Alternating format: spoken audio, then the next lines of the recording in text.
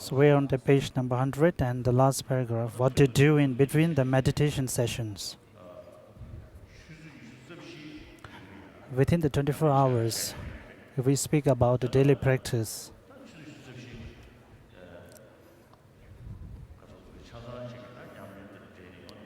so to spend the whole 24 hours in our practice for one day, then weeks, then years, then 10 years, then whole your life. And in such way, and from events and events, if we are able to practice like Adisha has stated, like the bodhisattvas, if we are able to practice in the deeds of bodhisattvas like the stars and the suns,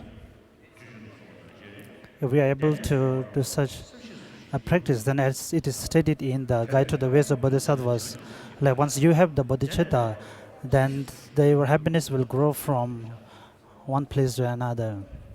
Then once someone has such a kind of bodhicitta, who will refrain from practice, engaging in such kind of practice.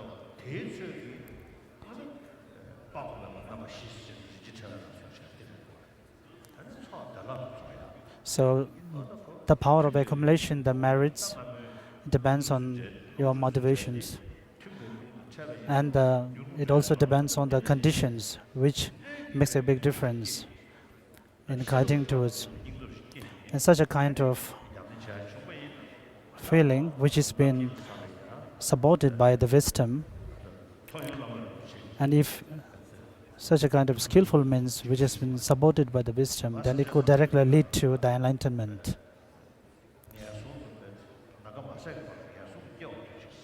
And the great bodhisattvas, they pray that they be reborn in the hell realm as long as possible, and as far as the hell realms are extinct, and may I never attain the enlightenment, the state of Buddhahood.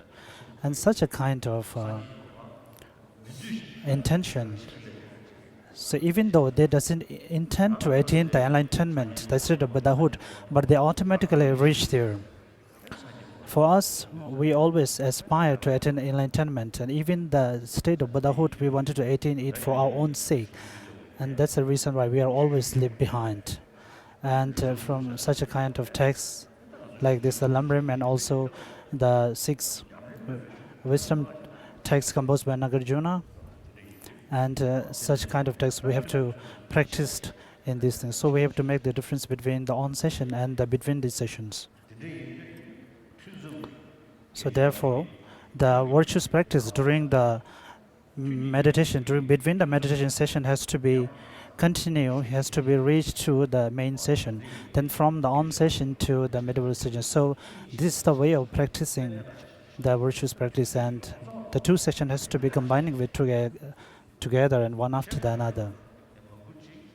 So therefore, many of us, just we do some rituals, prayers, we have tried to mentor mind a little bit, but when we are out of that kind of meditative attentiveness, then in those between the intervals we are just lost in anything. So even those, if we speak from the bad point, then all our minds are being in the influence of attachment and desire. So it is very important to practice difference between both the on session and between the sessions. So what to do in between the meditation sessions? In general, there are many things to be done between meditation sessions, such as obeisance, accumulation, and recitations, prayers. However, the principal thing to do in this context is as follows. We're on the page number 101, and the first paragraph. After you have made an effort to meditate in the actual session or at the point of ending the session, you might not continue to rely on mindfulness and vigilance, and might instead completely let go of what should be sustained. The object of meditation is subjective aspects. If you do so, your progress will be extremely small. In addition, follow the instruction called consolidation. Furthermore, learn the 4 preconditions which are causes that really produce the paths of serenity and insight: restraining the sensory faculties, acting vigilantly, appropriate diet, and striving to practice without sleeping at the wrong time, and acting properly at the time of sleep.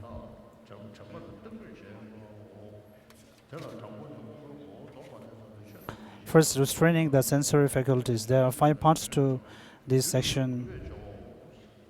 The first of which is that which you restrain the sensory faculties.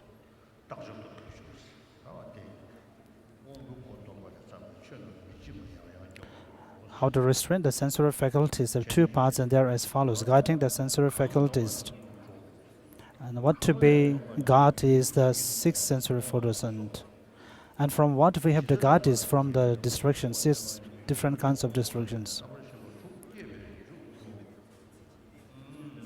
After the six consciousness arise based upon their sensory objects and faculties, the mental consciousness produces attachment for the six attractive sensory objects or hostility toward the six unattractive ones. We're on page number 102.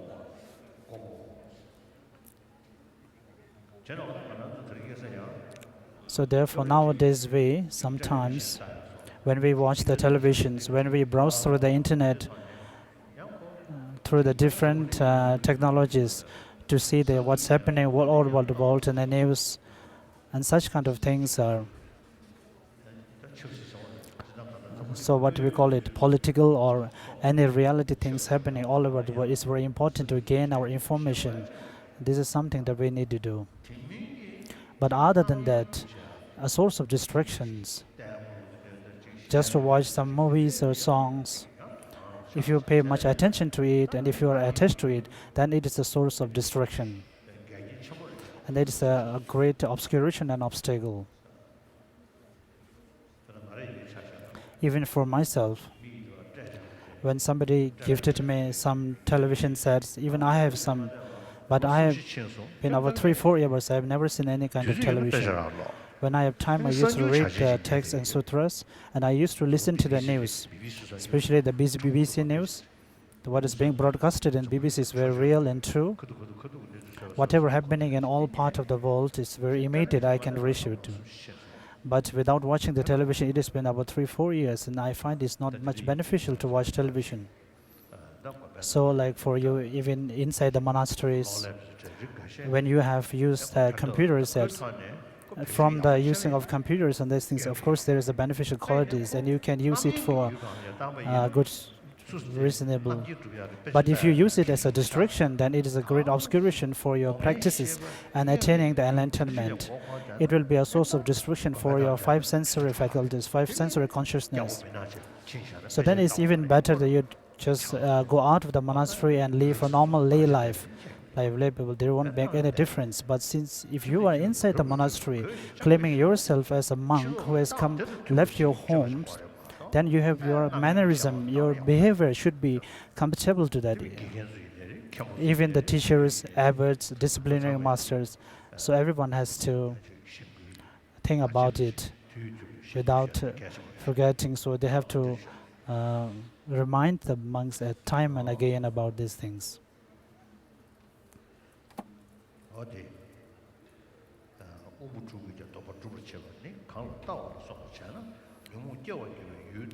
Practicing restraint with the six sensory faculties is actually stopping the sensory faculties. In the outer world, I mean, in general world, the source of gaining happiness, for the source of gaining mental happiness, is a kind of like listening to the music and watching movies. Then there is no option for that. For them, what is the meaning of happiness? Happiness is something which arises from five sensory consciousness. So they consider happiness as something arising out of the five sensory consciousness. They doesn't realize the happiness coming out of the mental consciousness, and they are not much attentive in it. Even the scientists who are analyzing or examining the consciousness, but they are not able to distinguish or differentiate between the sensory and the mental consciousness. I have been telling them about a few years.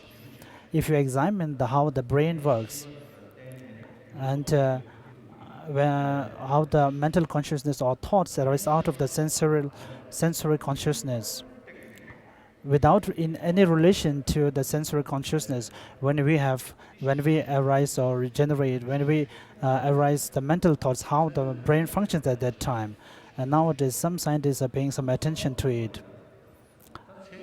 But in general, in the Western countries, as we say, the science generally comes from Western countries.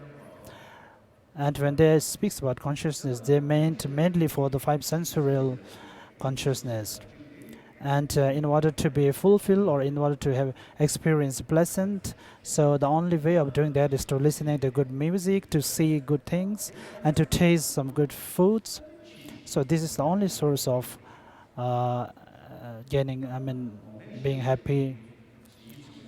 And this is due to the material progress.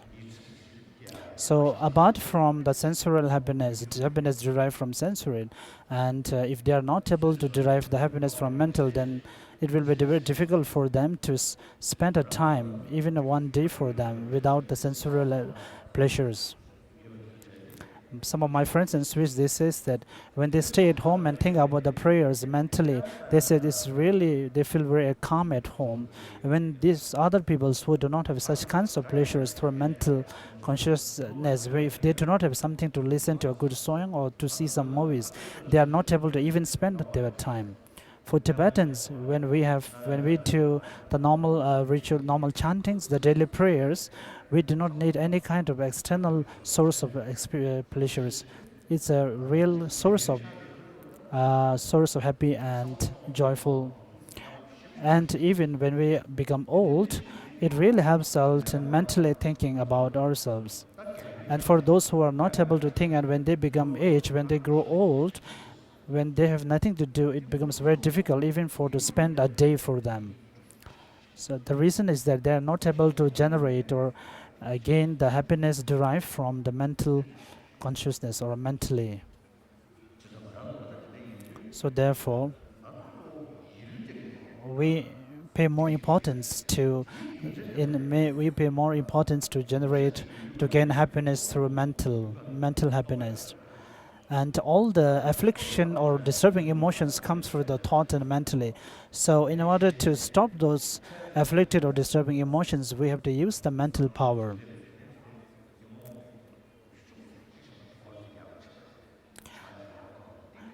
But even if you have some sensory pleasures, the afflicted disturbing emotions may not be so strong at for a moment.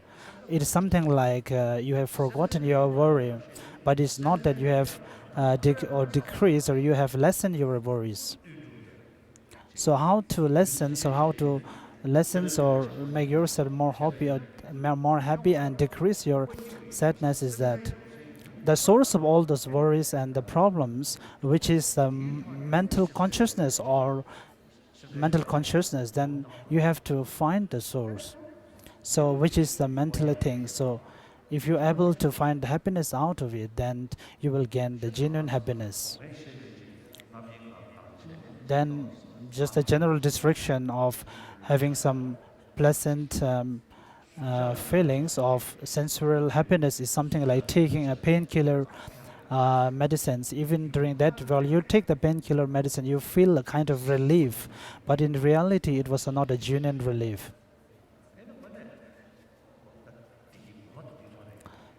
So if you are able to find the real genuine happiness from mentally, that is the real and genuine happiness, which will last for long. So for us who are the monks who wear the monk's robe, saffron robe, we should never go under the distraction.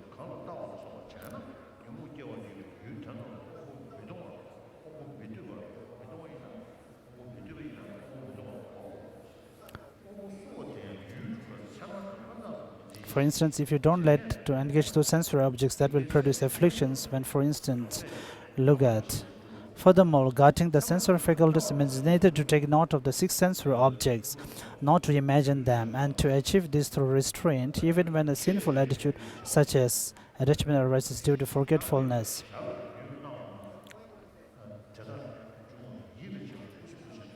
And abundance of afflictions. Take note of refers to perceiving and paying attention to the intentional or unintentional appearance of sensory objects, such as forms that you should not look at. Imagining can refer to the mental consciousness, apprehension of sensory objects that produce attachment, hostility, and ignorance. The real practice of Dharma comes during between the sessions. If you're really a practice of the Catholic practitioners, then they kneel down and they close their eyes and they pray to the God. But when we come to a Buddhist temple, if you are inside a temple, you pray and do the practice. So, but when you're outside, then you have no practice. So the real practice of Dharma is not just during the session, but during the between the sessions you have to practice it. Restraining means protecting the mind from being afflicted and then setting it on something that is ethically neutral or virtuous. Here, the time for setting the mind on something that is unobscure and ethically neutral is not when the mind is apprehending a virtuous object of meditation, but at other times, such as during physical activities.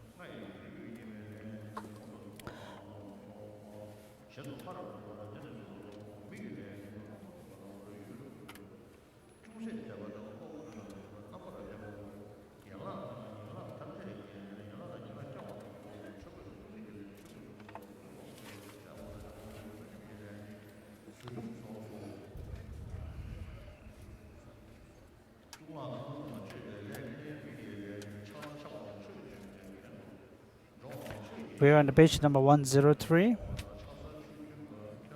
The 5 actions of activity in temple are the actions of the body: walking in a designated area, going to one who is in accord with the teaching, entering a passageway for the sake of receiving the teaching, standing in the presence of those whom you are going to see and who are in accord with the teaching, the abbot, the master guru, and the like, or sitting at the full lotus posture upon a seat, and so on.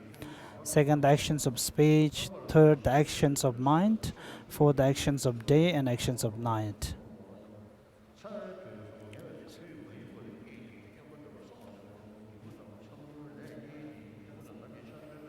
Both of these refers to not sleeping in the daytime or in the first and last periods of the night. This also refers to physical and verbal actions. Furthermore, the above statement, sleeping in the middle period of the night, refers only to actions of night and actions of mind. Acting vigilantly with respect to the foundation, this is being prescribed mainly for the monks or the celibate ones. And even for the lay people, it will be, we have to practice something similar to that one. Acting vigilantly with respect to the above mentioned 10 foundations is as follows. When you begin either moment or activity, right from the outset, act conscientiously and establish mindfulness with respect to that action. Imbued with both of these, analyze the elements of the situation and analyze how you should proceed, then think about and arrive at an understanding of the situation in light of what you have concluded. In this regard, there are 4 elements. The first element of basis,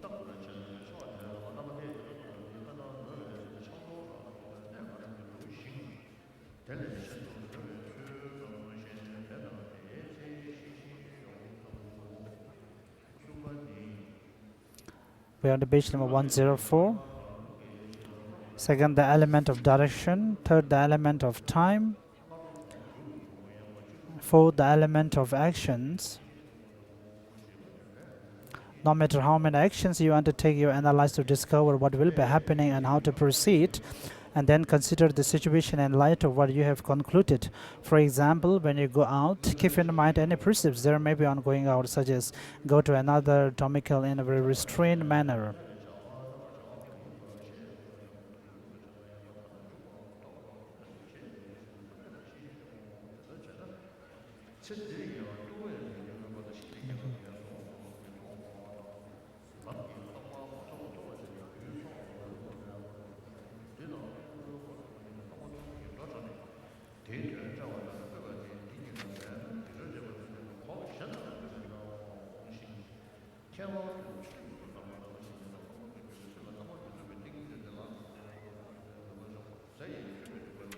So we are on the page number 105.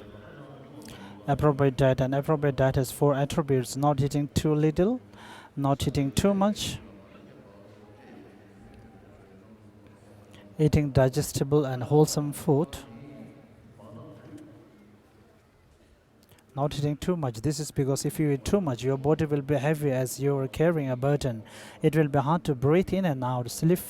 Sleepiness and lethargy will increase. You will be unfit for any action, so you will have no strength for eliminating the afflictions. Third, eating digestible and wholesome food. For eating appropriate food, which does not produce afflictions. With such food, you do not create misdeeds and you stay happy. Moreover, the remedy for craving food lies within meditating on the force of food. There are 3 faults: the fault that arising from the causes of enjoyment, Second, the fault that arises from digesting food.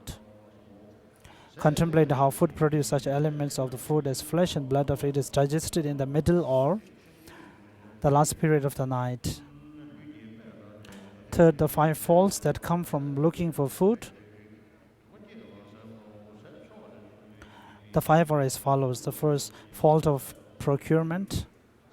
While being tormented by heat and cold, you must make great effort in order to procure food and assemble its causes. Second, the fault of ruining close relationships. Even close relatives such as fathers and sons will dispute and fight with one another for the sake of food. The third, fault of insatiability. Fourth, the fault of lack of independence. Those who eat others' food experience much suffering when they fight with opponents on behalf of their leader. The fault that arises from wrongdoing. Despite all of this, there is some benefit to food. After all, the body depends upon it.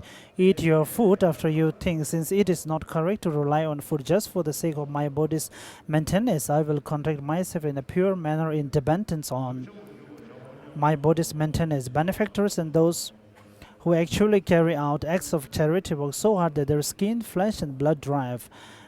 Then they make their gifts with a wish for a special result. Also, Nagarjuna's friendly letter states, with an understanding that food is like medicine, eat it without hostility or attachment, not for haughtiness, might, or robustness, but only to maintain your body. How to practice diligently without sleeping at the wrong time, and how to act properly at the time of sleep. We had the last paragraph of page number 106.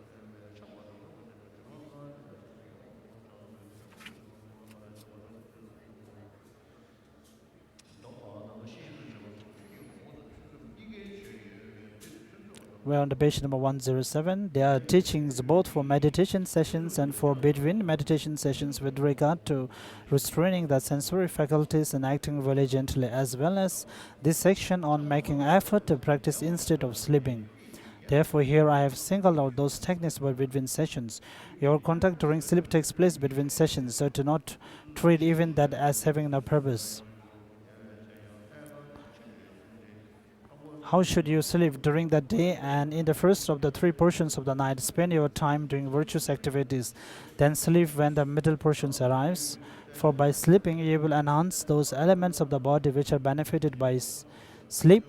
When you develop the body in that way, your body will be most serviceable for employment in both kinds of joys, perseverance in the growth of virtues, and this also will be helpful.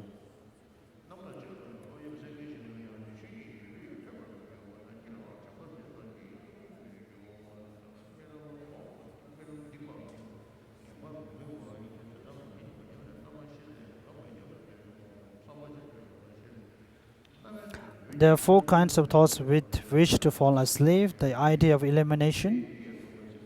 Second, mindfulness. This arises from having heard, thought, and meditated upon meaningful virtuous teachings. Pursue this practice until you have fallen asleep. And when you sleep, you have to generate a virtuous mind. If possible, try to meditate the compassion or bodhichitta. Then if you are a little bit familiar with the tantric and deities, then if you can also visualize those things, it will be very beneficial. Even during the time of sleeping, if you are able to recollect your virtuous activities, and even when you wake up in the morning, the first moment where you wake up, the virtuous, positive and virtuous minds will generally occur by itself.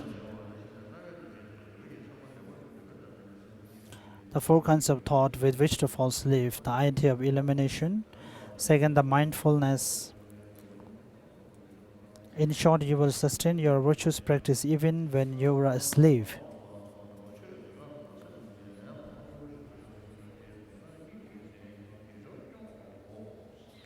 Third, the vigilance. If you're someone who has practiced the tantric through the yoga of sleeping, and if you're able to recognize the dream as a dream during the dream while dreaming, even while dreaming, you'll be able to practice. Even while dreaming, you will be able to dream independently. And most important,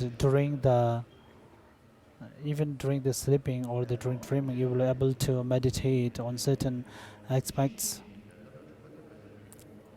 For the idea of rising, this is three aspects. First, do not let the mind slip into a state of being completely overwhelmed by sleep. Instead, sleep very lightly like a deer, with the mind imbued with joyous perseverance. This will prevent heavy sleep and you will be able to awaken without oversleeping. Second thing, I will always practice staying awake as the Buddha taught, and then with great effort develop an aspiration to this end. With this, your sleep will now deviate from the sleep of a lion with the Buddha permitted. Third thing, just as I joyously preserve at cultivating virtues and not sleeping today, I will do the same tomorrow as well. This will prevent breaking the continuity of your aspiration to cultivate virtue. Even if you forget, your aspiration always work to make it stronger.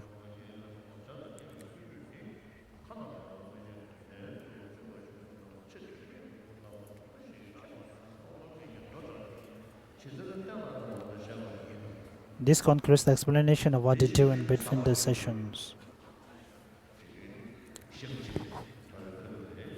Even while living your fishes, if you are able to recite some certain kind of mantras, it's also a kind of practice. Even which means even you can practice even during the time of sleeping, during the time of dreaming. If you're able to realize you're dreaming, then you can do some special kind of virtuous activities. Even when you're awake, when you walk, when you sleep, when you stay, or when you walk. So even during the meditative sessions, so whatever the things and activities you do, which comes in its own way, so all these activities can be turned into virtues.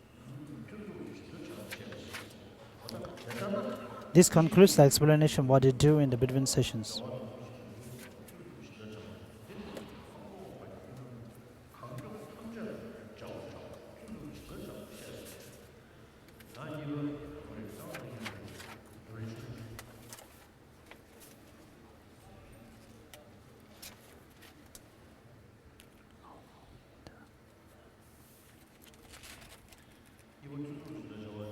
Second, what to do? This is now middle length lamrim.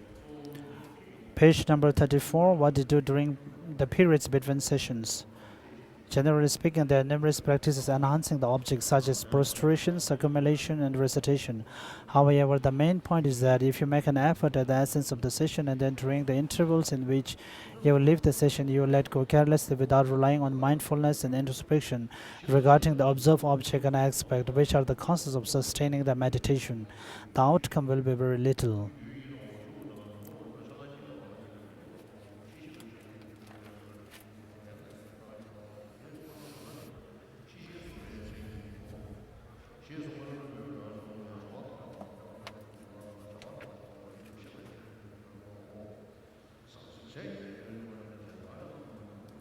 Knowing the right measures of food. Knowing the right measures of food means to give up eating too much or too little, and to eat only at the amount that does not do damage to one's virtuous activities.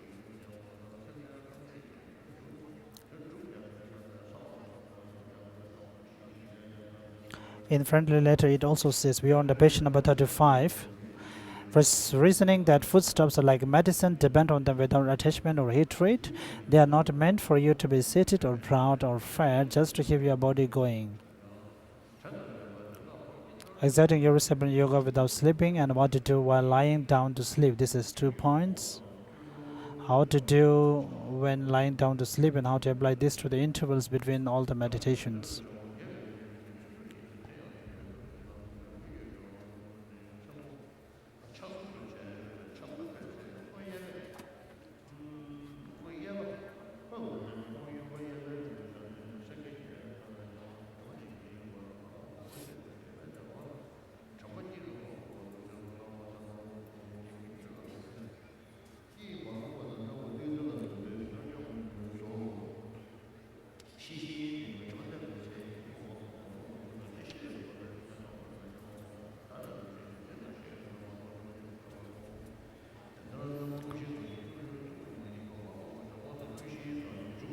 These are 5 points: the time to lie down, the behavior of sleep, the mindfulness, introspection, the discrimination of getting off. The discrimination of getting off consists in projecting the thought, I will get off at this and that time.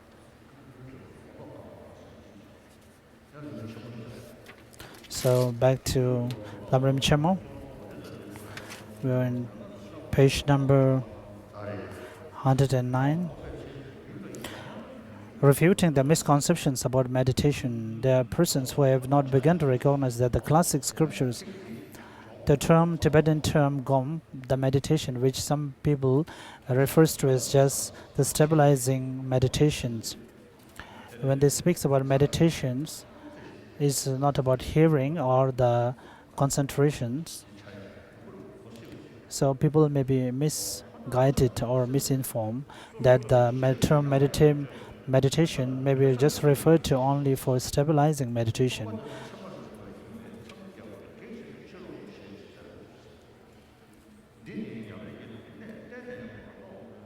When you meditate on the path, you should do only stabilizing meditation rather than repeatedly analyzing your object of meditation.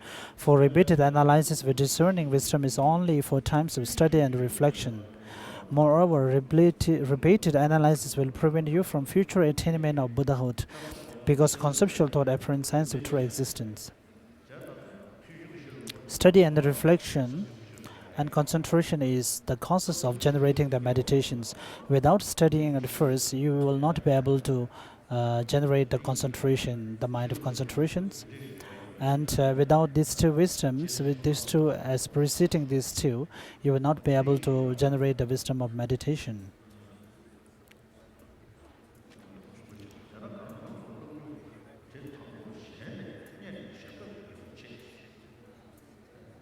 This is a nonsensical chatter of someone who is utterly ignorant of the crucial points of practice.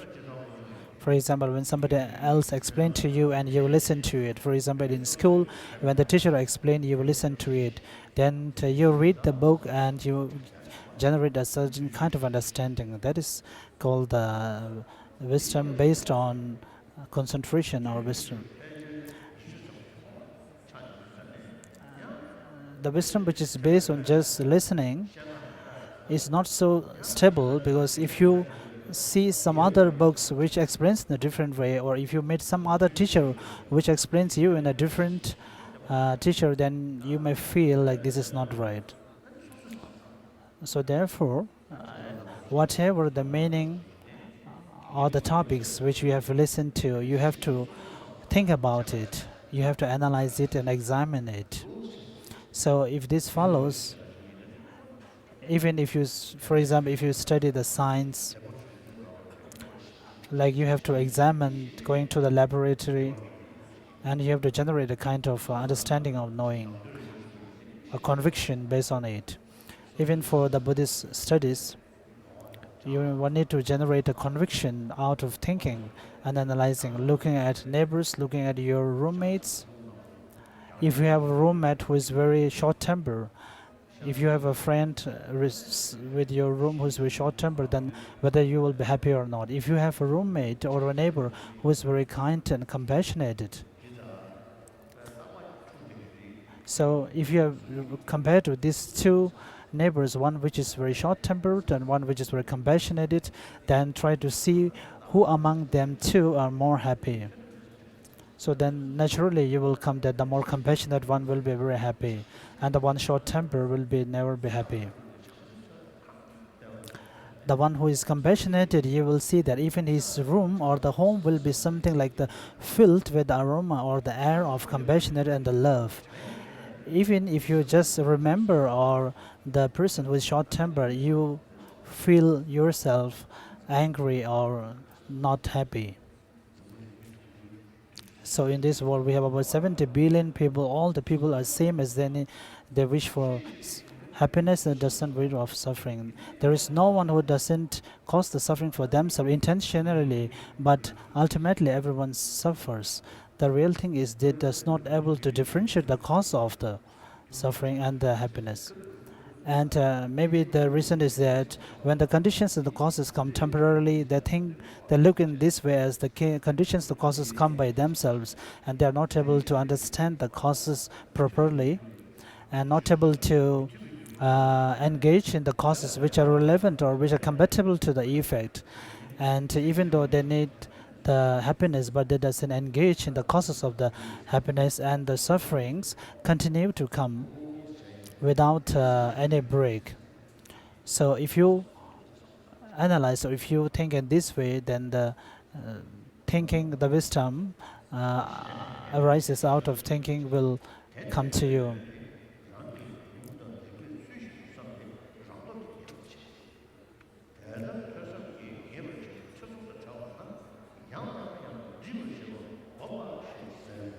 Proper attention is based upon process. So the sublime wisdom which takes reality as its object arises from your cultivation of proper attention.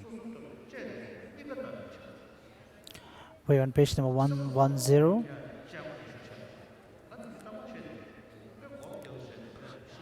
I used to say that I'm not able to sit in a posture way during a meditation, but through the analytical meditation, it helps me more in shaping my mind, or mentally it helps me more. When we speak about the omniscience mind, when we also speak about the perfection of wisdom,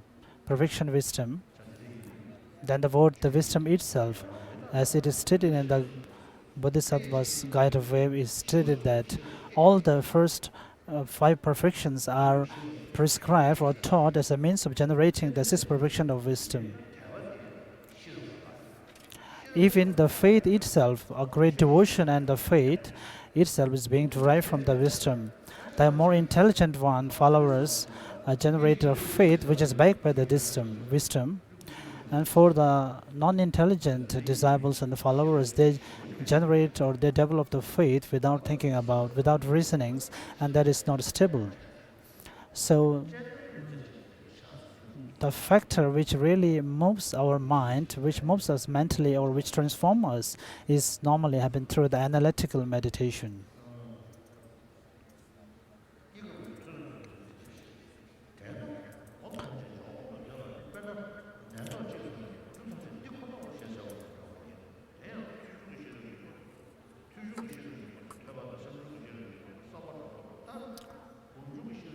Just as study must precede the wisdom that comes from study, and the reflection must precede the wisdom that comes from reflection, so too meditation must precede the wisdom that comes from meditation. Therefore, it is said that the wisdom that comes from meditation is a product of the wisdom that comes from reflection. Thus, the depth of the wisdom that comes from your studies is commensurate with your studies. The breadth of your reflection is commensurate with this wisdom, while the depth of the wisdom that comes from your reflections is proportionate to your reflections. The magnitude of your practice of meditation corresponding to the depth of your wisdom and reflection, while your ability to stop faults and achieve good qualities is commensurate with the practice of meditation.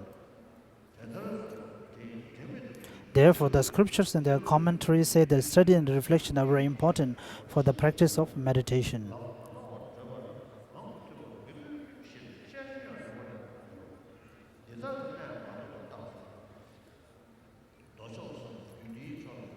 On indication of failure to recognize this critical point is not distinguished between those who are well trained in the sutras or tantras and those who have not training at all. We are on the page number 111, and they are not assigning the appropriate amount of practice. Another such indication is that meditators are criticized if they study or do research.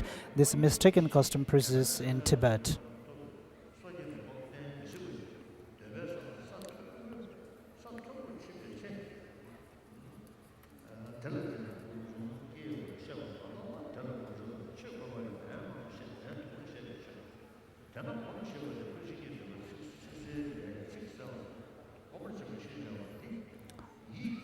Meditating is making the mind take on the state or condition or the object of meditations. For example, meditating on compassion and meditating on faith means that the mind must be made to develop these qualities. Because of this, even the great translators sometimes use the term path of meditation, and at other terms use the term conditioning, as in the phrase for materialist ornament for clear knowledge. the paths of seeing and conditioning. Condition and meditation are synonyms. Furthermore, Venerable Maitreya says, as for the branch of certain differentiations, the path of seeing and the path of meditation, it is repeated reflection, comprehension, and definite discernment that constitute the path of meditation.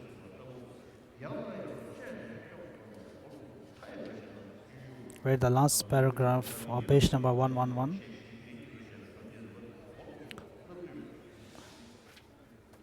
I compose this in order to condition my own mind. We are on page number 112. Therefore, meditate continuously on any distribution, protection, purification, or enhancement of your body, resources, or merit. So the second question. Moreover, to claim that all conceptual thoughts involve the apprehension of signs of true existence and thus prevents enlightenment is the worst possible misconception insofar as it disregards all discerning meditation. When we speak about conceptual thoughts,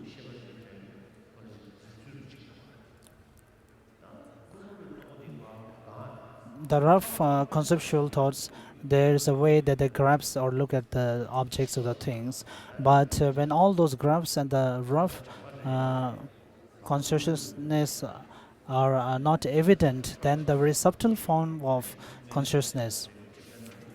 There's also classification of recollection and memories, even at such subtle level of consciousness.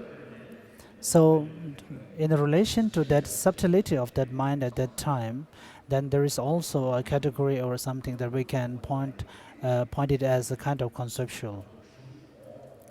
So, if we are able to look at the text from the beginning to the end and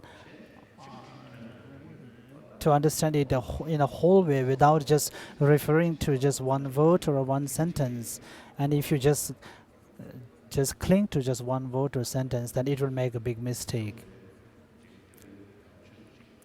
The Westerners who pay interest to Tibetan Buddhism, for when they examine the words, they just look at the dictionary and they just pick up the word, and so when this word comes, they always think that the meaning is always the same. For example, the Tibetan word Dundam comes, which means the ultimate. In the sutra and the provision wisdom comes, then this term Tibetan word Dundam, ultimate, only means like ultimate truth.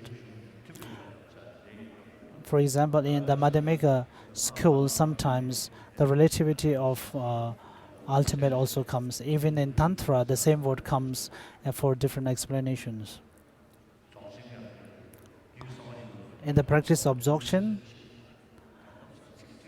even for the same word, ultimate or Dundam, it can refer to different kind of philosophy and treatise and different meanings. Even the word may be same for all.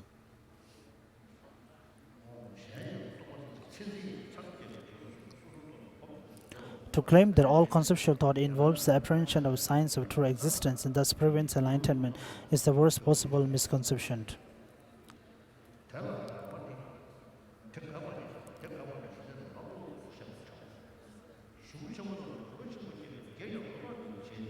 This is also a major cause of teaching's decline, because those who have this misconception do not recognize the classic scriptures and their commentaries to be instructions and therefore belittle their value.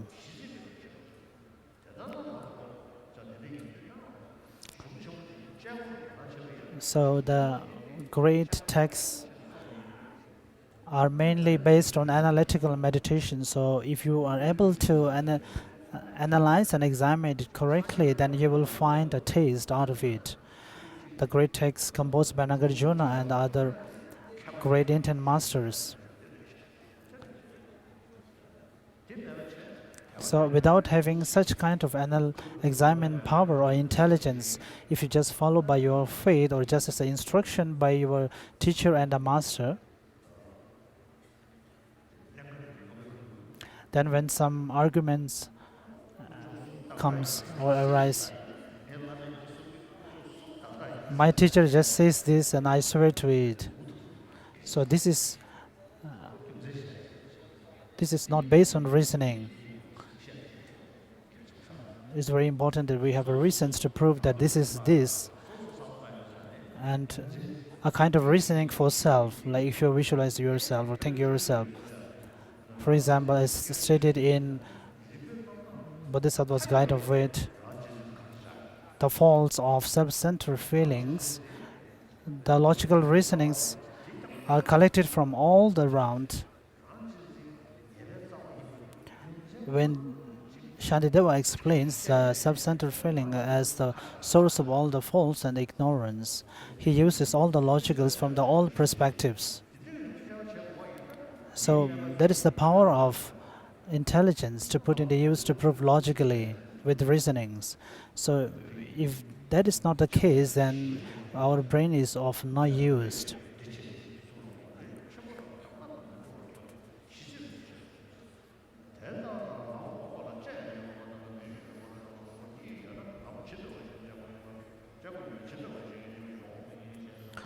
If, as you see, there are two types of meditation, analytical meditation and non-analytical stabilizing meditation. What kind of practice involves analytical meditation and what kind involves stabilizing meditation? Reply, I will explain this. Analytical meditation is necessary for meditation such as those on faith in the teacher, the great importance and difficulty in obtaining leisure and opportunity, death and impermanence.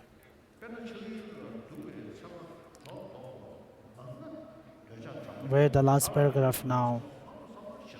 Similarly, when you think often about the unattractive characteristics of your enemy, you produce intense hatred. It is the same in the case of your meditation on any of these types of practices.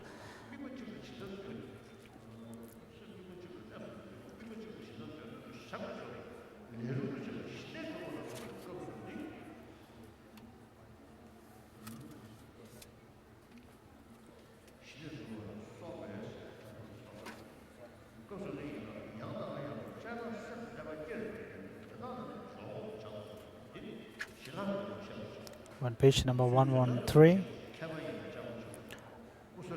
second paragraph, not knowing this system, some even propound if you are a scholar, you only do analytical meditation, adapts only to stabilizing meditation. This is not the case because each must do both. The scholar must achieve stabilizing meditation such as meditative serenity, while the adept must pursue such practices as incense, faith in the teacher. Furthermore, both the Sutra section of scripture and Tantra section of scripture very frequently say that you must use discernment for both of these methods for meditation.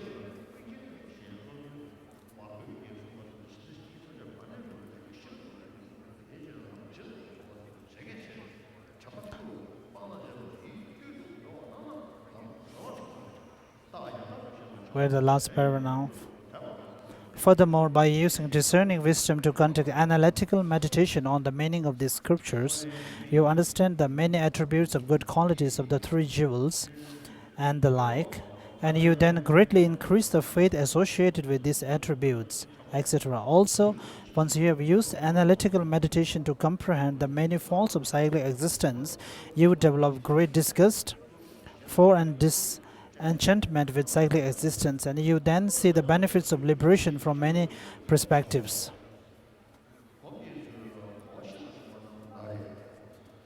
We're in page number 114.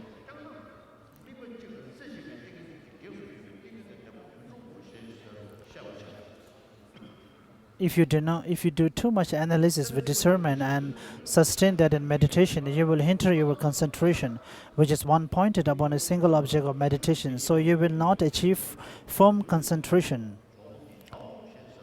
I will explain this. Concentration allows you to willfully fix your attention on any single object of meditation. At the time of focusing your mind to a certain focal object, at that time, any kind of distraction, even the mind may be a virtuous one, has to be averted. So at that time, it is important that our mind should be single-pointedly on the focal object.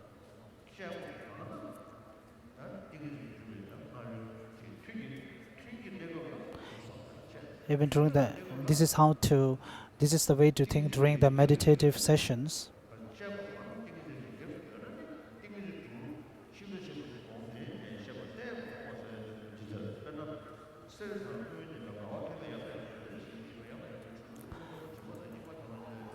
We are in the last para now, page number 114. Likewise, you initially use your discerning wisdom to meditate repeatedly on faults, such as the afflictions, the secondary afflictions, karmic effects of wrongdoing, and the faults of cyclic existence. According to their order in scripture, this makes you completely displaced or disenchanted. By bringing this to mind, you turn away from the group of non-virtuous things and clear away these defilements like burning gold in fire. Next, you use your discerning qualities of the wisdom, the great importance of the leisures and opportunity, good qualities of the three jewels, virtues, karma, and its effects, and the benefits of the spirit of enlightenment, again accordingly to their order in scripture. We're on page number 115. In the same way, the noble Asanga says, for example, in order for smiths or their skilled apprentices to purify silver or gold of all defilements and impurities, they burn it in fire and wash it in water. By doing this, they understand that they can make it into this or that ornament by way of their service, ability, and playability.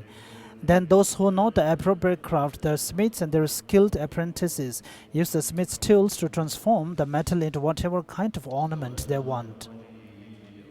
Likewise, yogis and the yoginis become disenchanted by the simply not turning their minds toward any impurities or defilement, such as the covetous. This creed delights simply by not turning towards the unhappiness of the afflicted mind and being inclined towards joy in the group of virtues.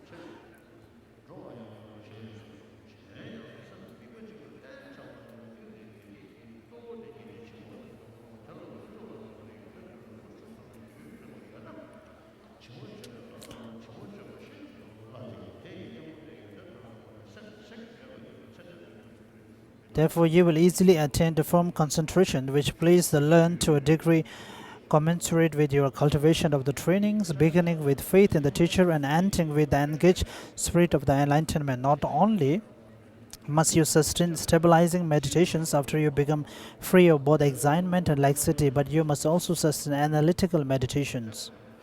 Because of this, we are on page number 116.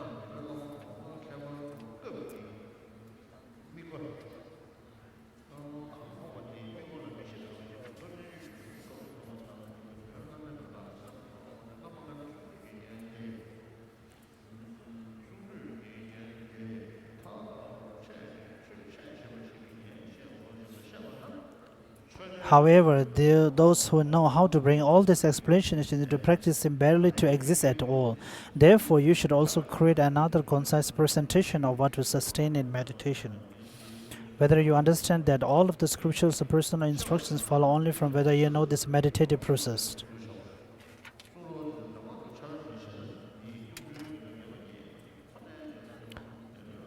Therefore, there is a need to establish this in a more detailed manner.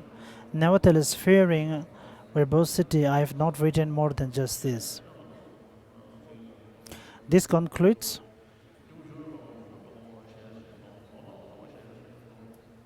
the explanation of refutation of misconception concerning the matter of sustaining meditation.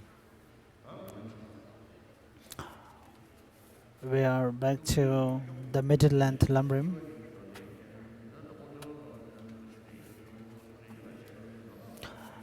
Well, page number 36, in Ornament for Mahayana Sutra, it says here, first of all, proper mental attention arises in dependence on study, and from proper mental attention, again the exalted wisdom with the meaning of perfect reality as its object arises.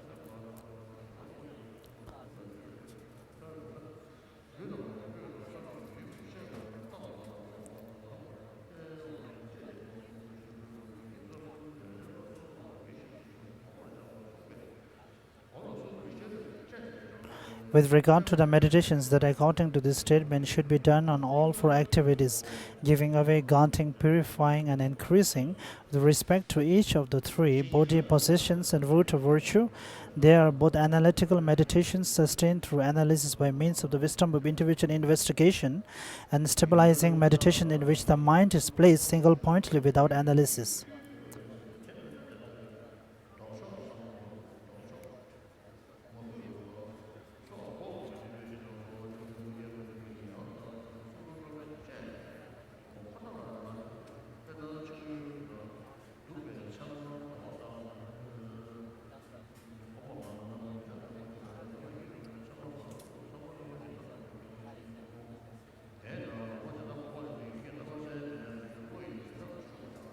We are on page number 37.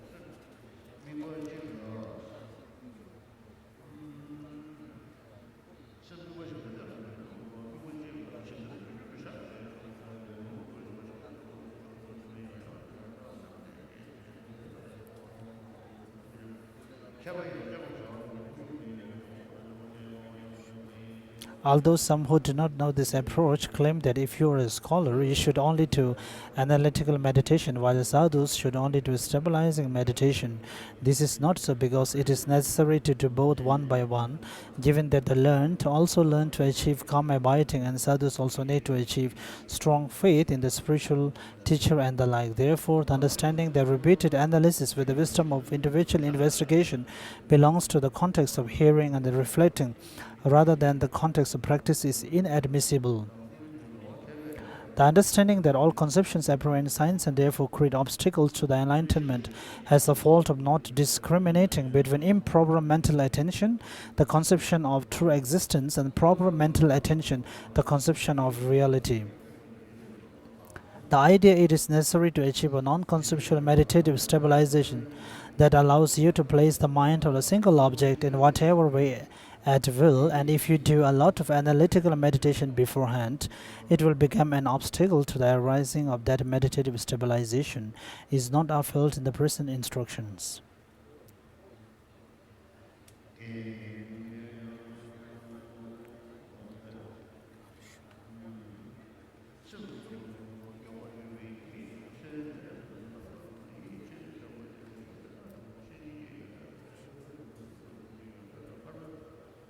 Similarly, just as the mind turning away from unwholesome side emerges cleansed of defilements on the occasion of meditating on the positive qualities of the spiritual friend and the preciousness of the freedoms and endowments, the positive qualities of the three jewels, wholesome actions, and their effects and the benefits of bodhichitta.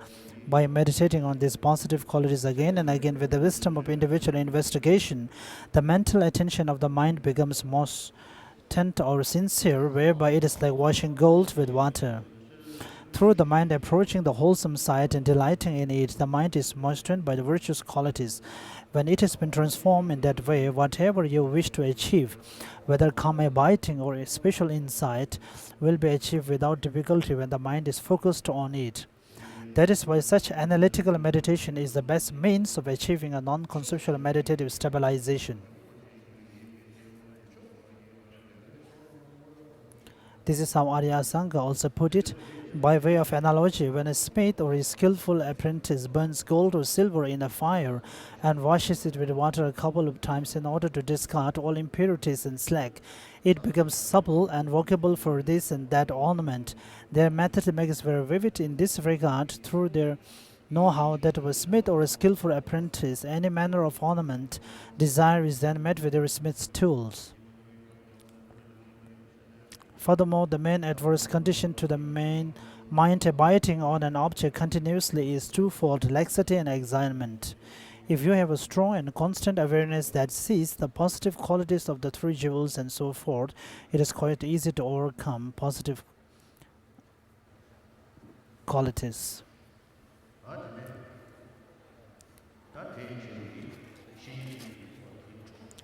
So till here we have completed the reliance on the master. So from here on, how after relying on the master, how we have to practice. Now it is necessary to show the stages through back to the great treatise of Lamrim Chamo, page number 117. The stages of how the students train their minds after they have relied on the teacher. The stages it has stood an exhortation to take full advantage of a life of leisure and opportunity. How to take full advantage of a life of leisure and opportunity.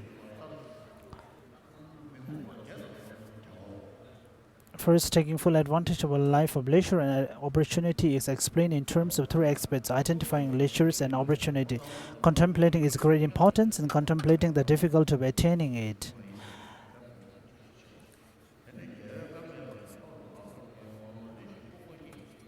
Leisures. The verse summary of the Perfection of Wisdom 8,000 lines says, through ethical discipline you eliminate the 8 conditions that lack leisures and many circumstances in a life as an animal. Through it you always attain leisure. According to this, leisure means freedom from rebirth in any of the 8 conditions that lack leisure. These 8 conditions are stated in the friendly letter: to be reborn with wrong views or without a conqueror's vote, or as an animal, a hungry ghost, and hell being. An uncultured person in a border region, a stupid and mute person, or a deity of long life is to be afflicted by one of the 8 faults that are conditions which lack leisure. After you have attained leisure, which is freedom from this, strive to end birth. With 3 of these 8, you are unable to know what to adopt and what to cast aside. Being reborn in a broad border region in which the 4 types of followers are not active, being mute, stupid, and having incomplete sensory faculties, which means incomplete limbs, iris, and so on, and lacking a conqueror's word, meaning both where a Buddha is not arisen. If you have a wrong view, which misconceives the 3 jewels, karma and its effects, and former and future lives as non-existent, you do not believe in the sublime teachings.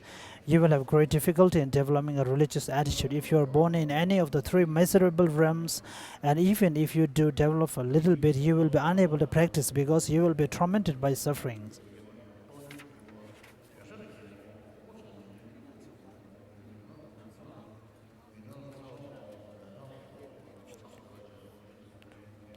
We're page number 119. The second outline, opportunity. The 5 aspects of opportunity that pertains to yourself. According to the Sarvaka levels, the 5 are being human, being raped, being born in a central region, having complete sensory faculties, having reversible karma, and having faith in the source. Being born in a central region means that you are born in an area wherein the 4 types of followers are active. Having complete sensory faculties means that you are not stupid or mute and that you have your main limbs, secondary limbs, eyes, ears, and the likes intact. Having reversible karma means that you have not done or caused others to commit the 5 deeds of immediate retribution. Faith in the source means that you have faith in discipline, which is a root from which all mundane and super-mundane virtues arises. Here, discipline refers to all 3 scriptural collections. These 5 are called aspects of opportunity that pertains to yourself because they are included in your mind stream and are favorable conditions for practicing the teaching.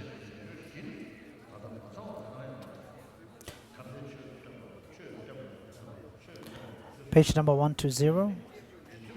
The first 4 aspects of opportunity that pertain to others are at present incomplete for us. So in summary, they are the 18 factors of leisures and opportunities, and as a condition for practicing the Dharma, leisures and advantages meant as a condition for practicing Dharma. And as I have stated yesterday, we have to contemplate, we have to think through with the power of our intelligence, through the analytical, or examine with our wisdoms. Generally, what we see, generating faith or devoting in the Dharma is only seen in humans, not in the animals. But for the animals, they have love, and if you care them, if you love them, they also become loyal to you, and they will be also loving you. But in terms of faith and devotion, it's very difficult. The reason is that because faith and devotion, we have to think about the logical reasoning. So therefore, it's only the faith and devotion is existing only in the human society, not in other physical basis. And among the faith, the teachings of the Buddha to transform our mind is not just from faith. Faith is not the only means of transforming our mind. What are the causes which disrupts our emotion, which disrupts us mentally? So looking at those causes and conditioners, if you're able to know the faults and the obscurations, so those antidotes, consciousness, if you practice them, the happiness within you will grow. So in this way, you will be able to practice the Dharma. So if you're reborn in the animal realms, you will not be able to practice any kind of teachings of Dharma. So therefore, they have been regarded as non-leisures and having no advantages of human rebirth.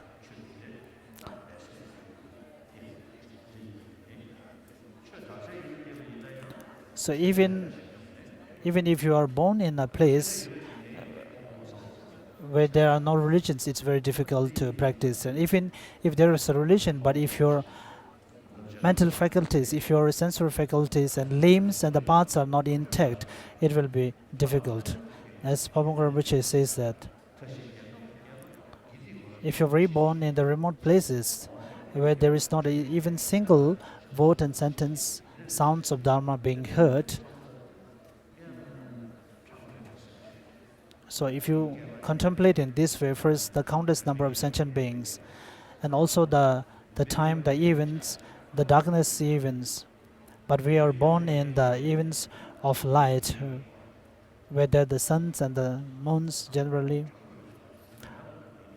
and among them from the numberless sentient beings, we are born as a human. Then if you, among those human beings, there are very few who have both the leisures and advantages. Is very seldom and very few. Even among those who claims themselves to be followers of Buddha, but the real practitioners are very few. So first, identifying the leisures and advantages of human rebirth, and such a kind of human rebirth,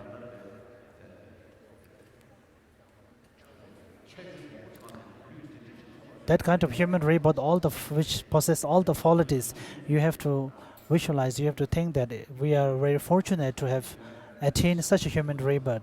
So we have to take the essence out of it. And the way to take the essence out of it is practicing or training our mind.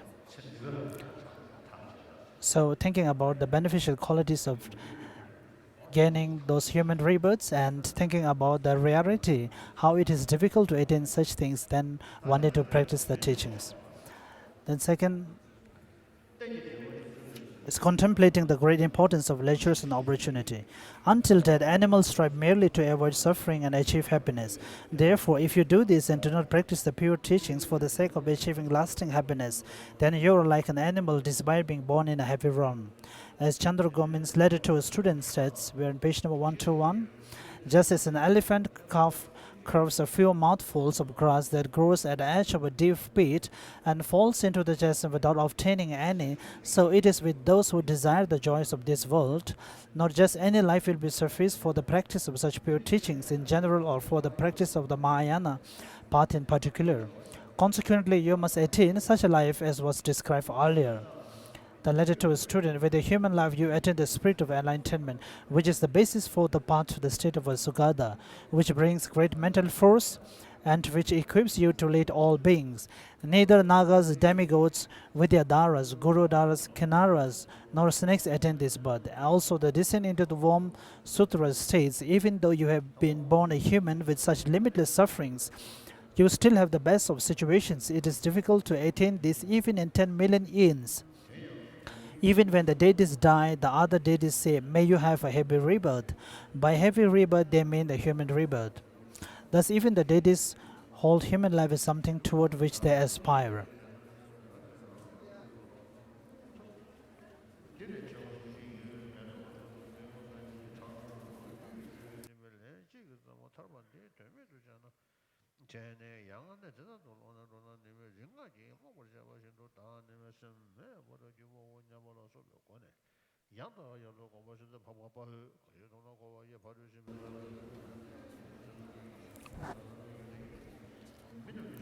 On page number 122, as Arya Sura says, human life plants a seed for going beyond cyclic existence, the supreme seed of glorious enlightenment. Human life is a stream of good qualities, better than a wish-granting jewel.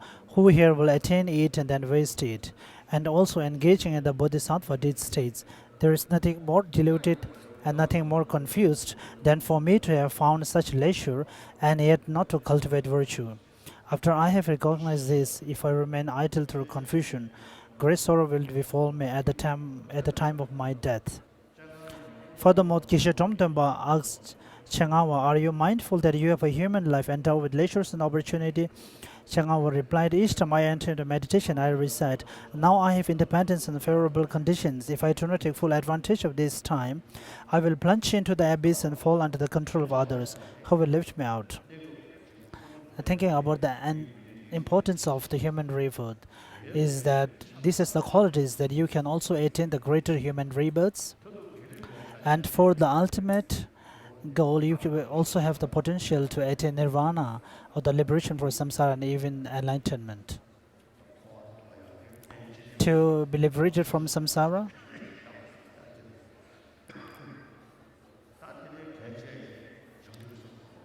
and more important is to practice the mindful enlightenment, the bodhichitta mind.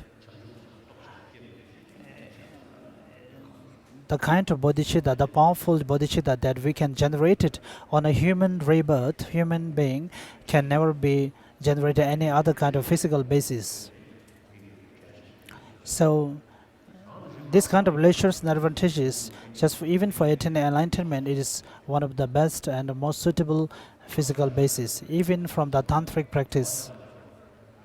To be reborn in the heavens and the pure land,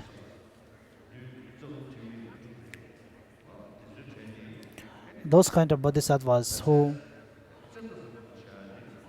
while attaining the clear light, the meditative state, so the human rebirth with all these qualities is considered important even for them.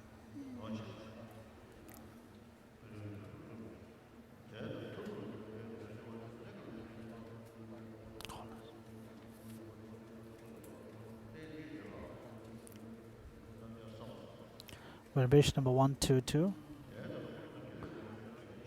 Sorry, page number 123. Second paragraph. In this way, this life is very important in terms of attaining a higher status and certain goodness. If I were to waste it and not strive day and night to create the causes of these two goals, it will be as if I were returning empty-handed from a land of jewels. And also, I will be bereft of happiness in the future and will not obtain a life of leisure. Without leisure, I will undergo continual suffering. Thus, what kind of self-deception is worse than this? As Arya Surya says, those who have obtained a human life rich in virtues through a collection of merit or innumerable eons, and who then, due to confusion in this life, fail to accumulate even the slightest treasure of merit, will in future lifetimes enter the house of unbearable sorrow, like the traders who go to a land of jewels and return home empty-handed.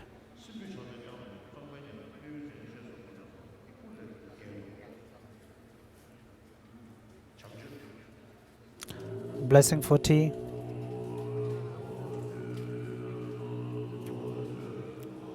Praise to Lama Tsongkhapa, who is founder of the Gelugpa tradition, and his two main disciples. May I offer this to the four Lama Tsongkhapa and his two noble sons.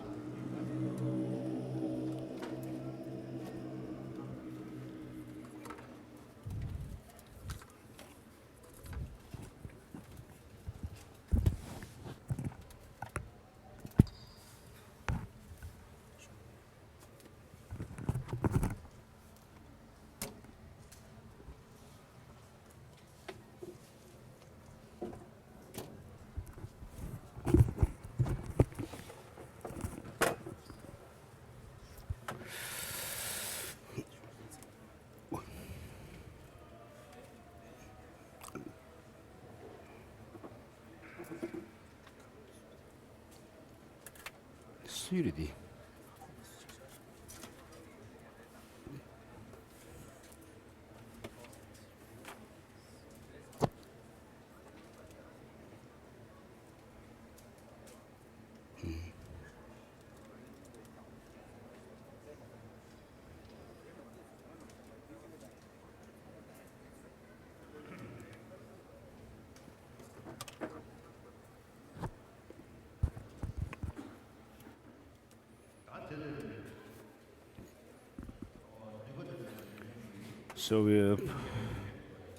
So such a powerful body that we have, that with such a potential, comes from causes and conditions, and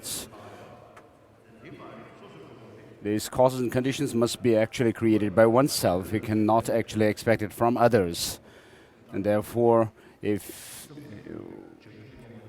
you think about yourself now, ourselves, what we think we're full of negative thoughts and emotions, and then what we do is create negative actions, so that we would actually suffer in the future. So we as religious and Dharma practitioners, if we are like this, then there's no need to mention about how the people who have no Dharma would act in their life. So we all have some enthusiasm or interest in practicing the Dharma, but we say, oh, this life I have not been able to create or causes for Dharma practice, or we say, or this year I have not been able to do, or then I will practice Dharma in the next years or next days and so forth. We kind of delay in our practice of the Dharma. So Dharma practice is not about changing our attire, but we have to think the long-term effect, long-term benefit, and most importantly, we have to reduce this self-cherishing and thing. All of us, including yourself, are in the same boat and not wanting suffering but wanting happiness. And so we think about bodhichitta. Of course, the real bodhichitta explanation of genuine bodhichitta will come later. But if you have a good heart, even a degree of good heart, then you will actually be able to reduce anxiety within yourself. And because of that, it will reduce. You will have reduced or less, more peace of mind. And so we have to make our goal as the cultivation of bodhicitta right from the beginning, and be able to actually take the rest of the practices that we are going through as requirements, preliminaries to that cultivation of bodhicitta, and so which is very precious. And so next, 124, contemplating the difficulty of attaining leisure and opportunity. Moreover, whether you start from a happy realm or a miserable realm, it is difficult to obtain such leisure and opportunity. For the Buddha states in the basis of discipline that those who die in the miserable realms and are reborn there are similar in number to the dust particles on the great earth, whereas those who are reborn from there into happy realms are similar in number to the dust particles on the tip of a fingernail. Furthermore, those who die in both types of happy realms, human and divine, and are reborn in the miserable realms are similarly in number to the dust. Similar in number to the dust particles on the great earth, while those who die in happy realms and are reborn there are similar in number to the dust particles on the tip of a fingernail. Why is a human life, leisure, and endowment so difficult to obtain? It is because beings of the happy realms, humans and the like, are frequently involved in such ignoble activities such as the 10 non-virtues. Because of this, they are reborn in the miserable realms. As Aryadeva's 400 stanzas states, humans, for the most part, are involved in things ignoble. Therefore, most ordinary beings will surely go to the miserable realms. And engaging in the bodhisattva deeds on page number 25 says,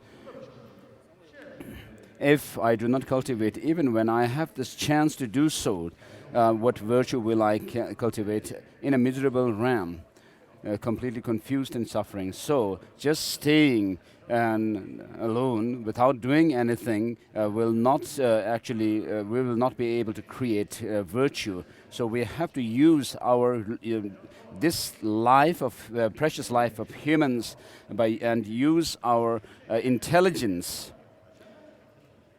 So therefore it says, if I do not cultivate virtue, even when I have the chance to do so,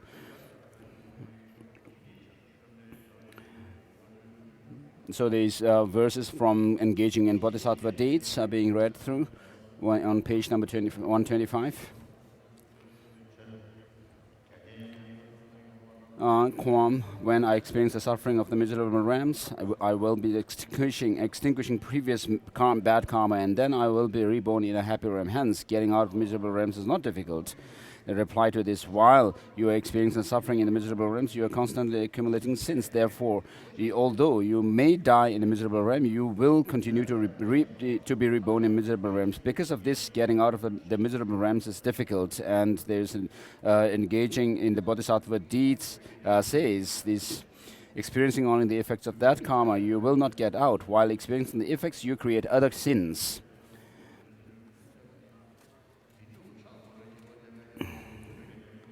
After you have reflected on the difficulty of obtaining a human life of leisure and opportunity in this way, develop the desire to take full advantage of such a life. Think, if I use this life for wrongdoing, it is extremely wasteful.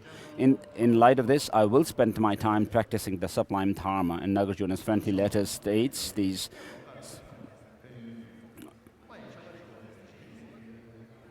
There are quotations from Nagarjuna's friendly letters, and also quotation few lines from a letter to a student by Chandragami. Furthermore, the great yogi said to Jenga, do it a little at a time. Jenga replied, I understand this, but this leisure and opportunity are difficult to obtain. And Bodhisattva said,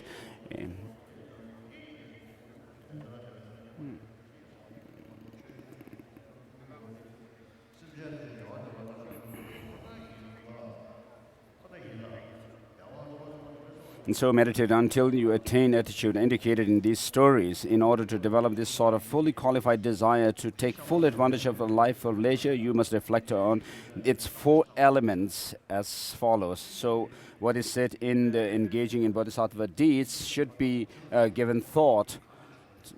So bodhisattva, Shanditeva says, the color and smell and so forth of a lotus comes from its own causes.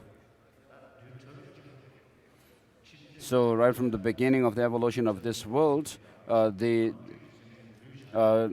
particles that compose, that constitute the external world of material world and the sentient beings body are same. They have the same origin. But because of the different combination and structure of these elements and particles, they form different matters. And then they form different forms and shapes, and then they also give rise to different colors and so forth. And so, Shantideva makes the point that all these are because of the previous causes and conditions that give rise to them. Whereas he says, this suffering and pain and pleasure that we experience which are without beginning, come from karma. So he makes a difference here with regard to the material things coming from their own causes and conditions, but then the experiences of suffering and pleasure coming from their karma, the sentient beings' karmas. So of course we talk about the environmental effect of our karma. And so the external world and these materials have some influence on us, but so earlier we talked about the 4 different reasonings or principles, the principle of functioning, nature, relativity, and argument. So experience, when we talk about suffering and pleasure, we are talking about experience, which has to happen on the basis of some mind, and then dependent on the motivation. When we do something, and then it's called doing a karma or creating a karma. Whereas the inanimate things, of course, have some effect on the beings who interact with them. And so we have to think about them. And then there are the elements, the subtle elements that are inside and outside. And so how they actually are connected with each other or related with each other. If we look into the Tantra and also the Sutra teachings, then we actually have to see how these, how our experiences come as a result of karma. So of course, by cultivating bodhichitta and understanding of emptiness, it is true that we will reach enlightenment, Buddhahood, but we have to also think about the substantial cause which has that potential to lead us to attainment of the three Buddha bodies. So we have to think through all these points. So around 40 years ago in Dharamsala, when I first taught Lamrim Chemo, there were a few of the, there was Gerong Kyorpen, a former abbot of Drepung Losaling.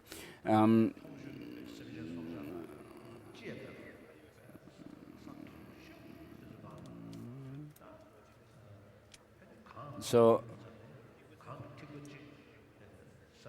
I asked him where there is no sentient being living, but the places are covered with snow covered, and there would be some drop or waters dripping from cliffs. And he said, which I asked him what kind of karma could have caused that, and he said, the process of the working of the karma is something inconceivable to us. So of course we can easily say that, but I was not satisfied with his answer. So later on, when I found these lines in Shantideva's Bodhisattvacharya Avatara about the cause and conditions giving rise to the different colors and so forth, and then karma giving rise to suffering, and I thought maybe this is how karma works. So all of us don't want suffering, but want happiness. And so achieving our goal of happiness and overcoming our suffering is dependent on the Dharma, the holy Dharma, it says. So because it is related to our mind. And so those actions which actually give happiness to others and are positive, and those which give suffering to others are negative. And so the non-virtuous actions come from the three poisons of desire or attachment, anger, and ignorance.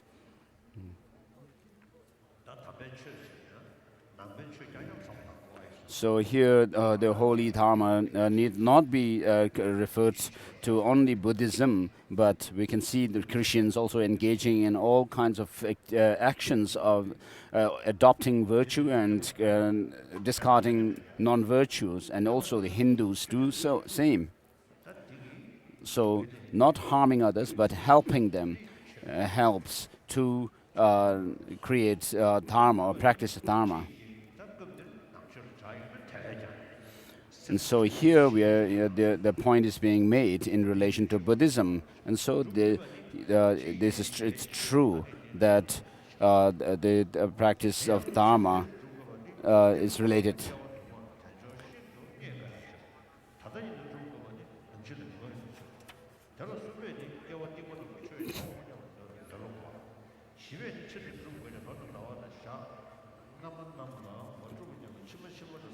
So the point being made here is, in order to develop this sort of fully qualified desire to take full advantage of life of leisure, you must reflect on the four elements, and the four elements are given here.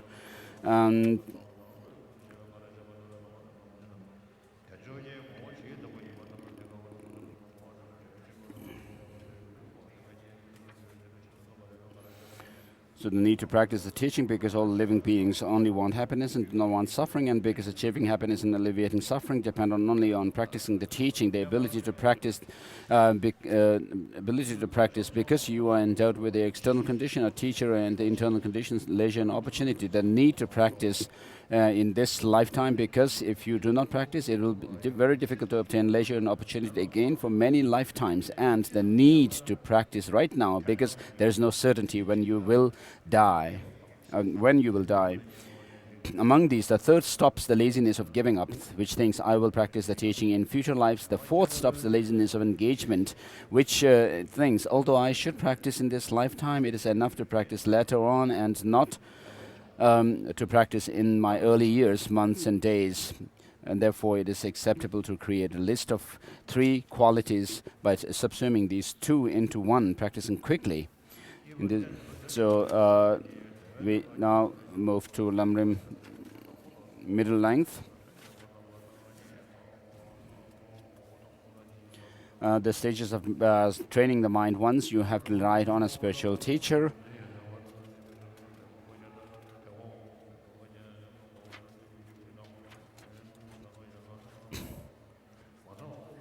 Through rules, the essence of many worlds of animals and 8 unfree states are abandoned, you win constant leisure.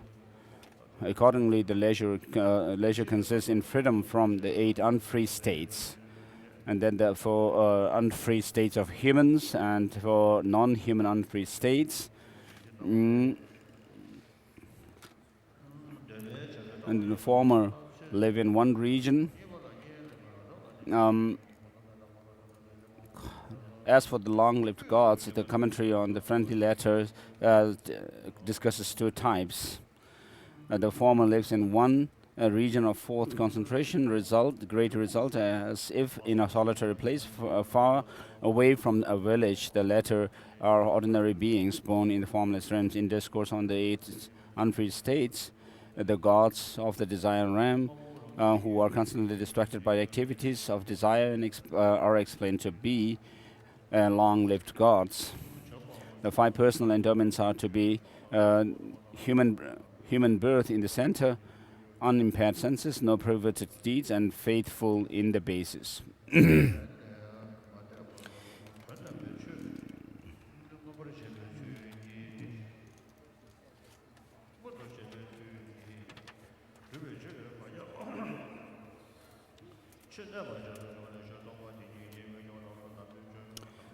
The 5 endowments conditioned by others are said to be the Buddha arriving, taught, having taught the holy Dharma, the teachings are abiding and being followed. There are hearts with loving concerns for others. And considering the great value of leisure and endowments, if no practice of the completely pure Dharma for the sake of lasting happiness comes about at all, you would be like an animal despite your birth in a higher realm, since animals also endeavor merely to attain happiness and eliminate suffering until they die. For the accomplishment of Mahayana path, a basis like the one explained earlier is necessary. In a letter to a student, it says, the base of the path of those going to bliss, the tool for leading beings, that very strength of mind, a strength that human beings have gained. That path has not been found by gods or nagas, nor by asuras, not by garudas, vidyadharas, kinnaras, and maharagas. Furthermore, some gods of the desire realm with a strong predisposition from having previously trained in the path on a human basis are suitable as a basis for seeing the truth for the first time, but it is impossible to attain the Arya path for the first time on an upper realm basis. However, as explained before, the majority of the desire realm gods are said to be in an unfree state, and therefore they are not the best basis for attaining the path for the first time. Again, inhabitants of the continents of Uttarakura are unsuitable as a basis for vows, which is why the basis of other 3 continents are praised, and among them especially the inhabitants of the Jambudvipa, this world. Consequently, why would I act in such a way that an excellent base like the one that I have gained does not have a result? If I do not make it meaningful, could there be a greater self-betrayal and a bigger stupidity, having passed through many perilous places of unfreedom, such as the lower realms again and again? If I were to go back to those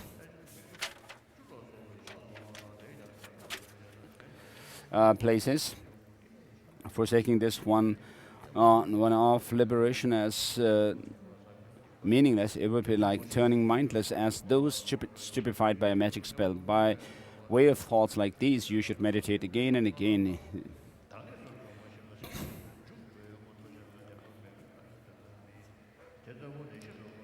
And then engaging the bodhisattva contact says, Having found this kind of leisure not to cultivate what's virtue, no betrayal could be greater. Nothing is more diluted than this. Having found that, and having found this place so rare, hard to find and beneficial, if I, well aware of it, were to be led to that hell again, as though deluded by magic spells, has my mind here wasted away?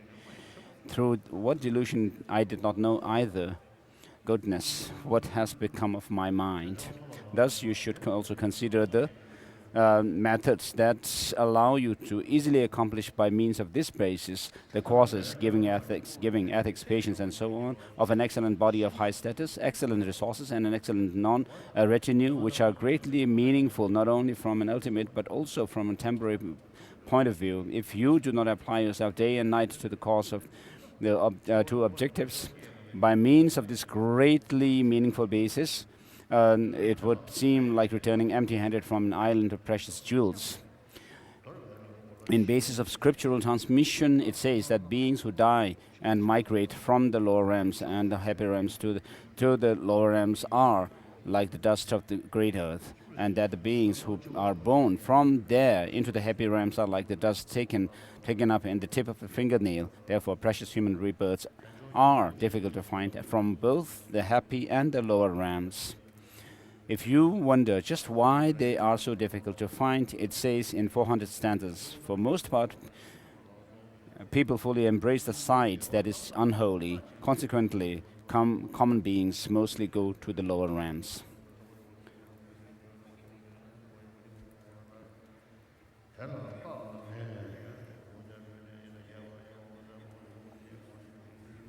So accordingly, there are many humans and other beings who mostly hold on to the side of the 10 non-virtuous actions, and that is also why, consequently, they go to the lower realms. Furthermore, if for each moment of anger and the like to the bodhisattva, you have to spend 1 eon in hell without respite, the negativities accumulated over many lifetimes, which are not common to fruition or nor overcome by the antidote in which are present in your own continuum, will doubtless cause you to spend many eons in the lower realms. So while having met with spiritual master, qualified spiritual master, and you have found this human rebirth, and teachers who give you the teachings, then how do you actually make this life meaningful? Though how to take full advantage of the life of leisure and enjoyment, which has two parts: how to develop certain knowledge of the general presentation of the path, the actual way to take full advantage of the life of leisure and opportunity. And regarding the first, the way to develop certain knowledge of general presentation of the path itself has two parts, and how all the scriptures are included within the paths of the three types of persons. In the beginning, a person who is to become a Buddha develops the spirit of enlightenment. In the middle, this person accumulates the collections of merit and sublime wisdom. And in the end, this person actualizes perfect Buddhahood. All these actions are solely for the benefit of living beings. Therefore, all the teachings given by the Buddha simply accomplish the welfare of living beings. This being the case, the welfare of living beings is what you should accomplish as well.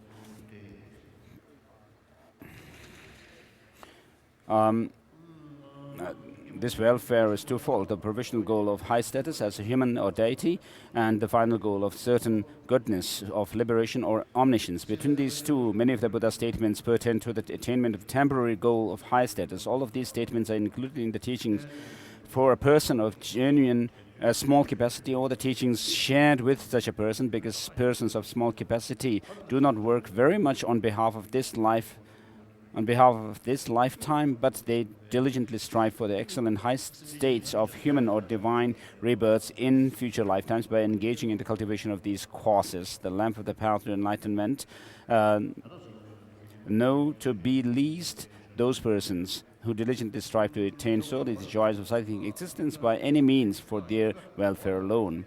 There are two kinds of certain goodness: the liberation, that is mere freedom from cyclic existence, and the sublime state of omniscience. Many of the Buddha's statements pertain to the vehicle of the Pratyeka Buddha and the Charavakas. All of these statements are included in the teachings for a person of actual medium capacity, or the teachings shared with such a person, because persons of medium capacity develop disenchantment with all of the cyclic existence and then make their goal their own liberation from the cyclic existence. Then they then enter the path of the three trainings, the method for attaining liberation. And then there is quotation from the Lamb for the path of enlightenment, defining the beings with medium scope. And then the elders, Lamb for the collection of deeds, states. So why the students are led in stages using the training of the three types of persons?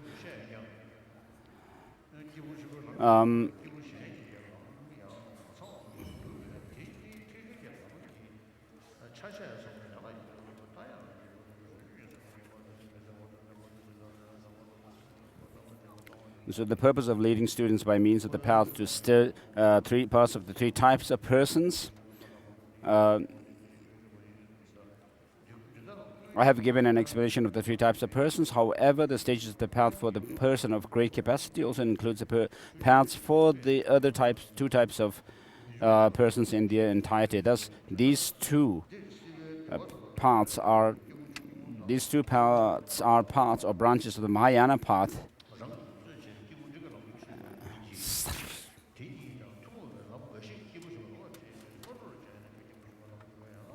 So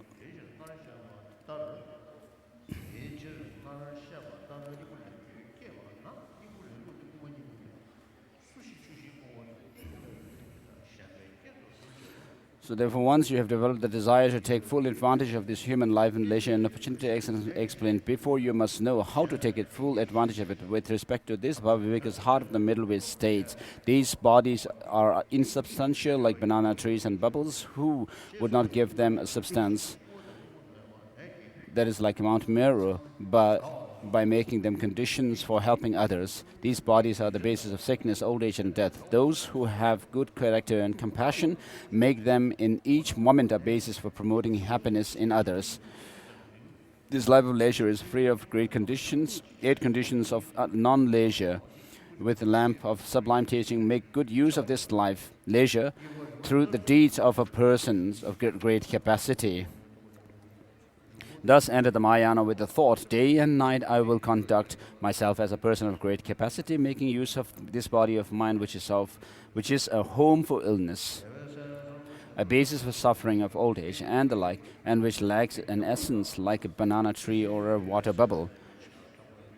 From the outset, there's the question, from the outset, one should guide students through the practice of a person of great capacity. What is the use of training in the paths which are shared with the persons of small and medium capacities? Reply, now, training in the paths that are shared with these two is prerequisite for the development of the paths of a person of great capacity. I will explain how this is so. Why one guides students through such stages. Why one guides the students through such stages explained in terms of the actual reason and the purpose. The actual reason, the entrance of to the Mahayana is solely spirit of supreme enlightenment. So if you actually have the experience of bodhichitta, then you will purify much of your negative karmas.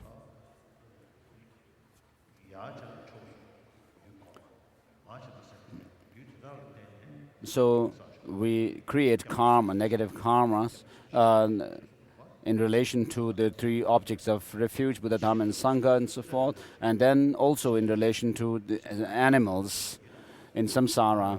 And so we can purify these negative karmas by cultivating bodhichitta. It has very powerful. It is very powerful means to purify them. So our actions of killing non-virtuous actions, the 10 non-virtuous actions of body, speech, and mind are created in relation to others. So, in relation to those who when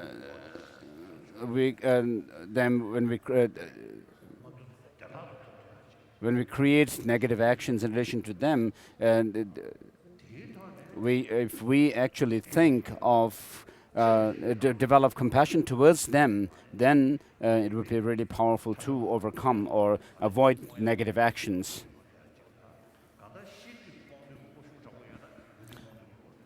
So if you actually see the disadvantage or the shortcoming of the obscuration to knowledge, then of course you will naturally have the wish or the aspiration to overcome the delusions which leave these imprints of cognitive obscuration within our mind. So if you say, if I kill somebody, I will be creating negative action.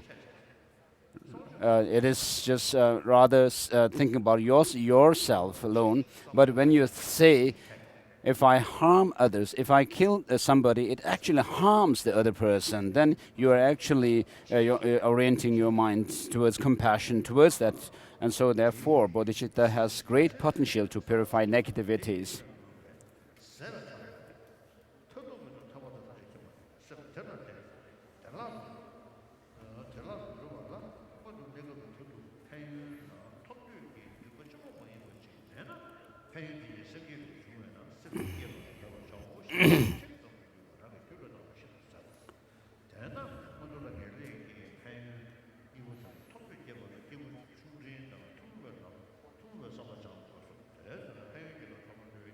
And therefore, first you must train in the, it says, thought that is common to persons of small and medium capacities in order to develop a wish to attain the two benefits, high status and the good certain goodness. After you have developed such a wish, you again engage in cultivating the spirit of enlightenment, the attitude that produces these benefits.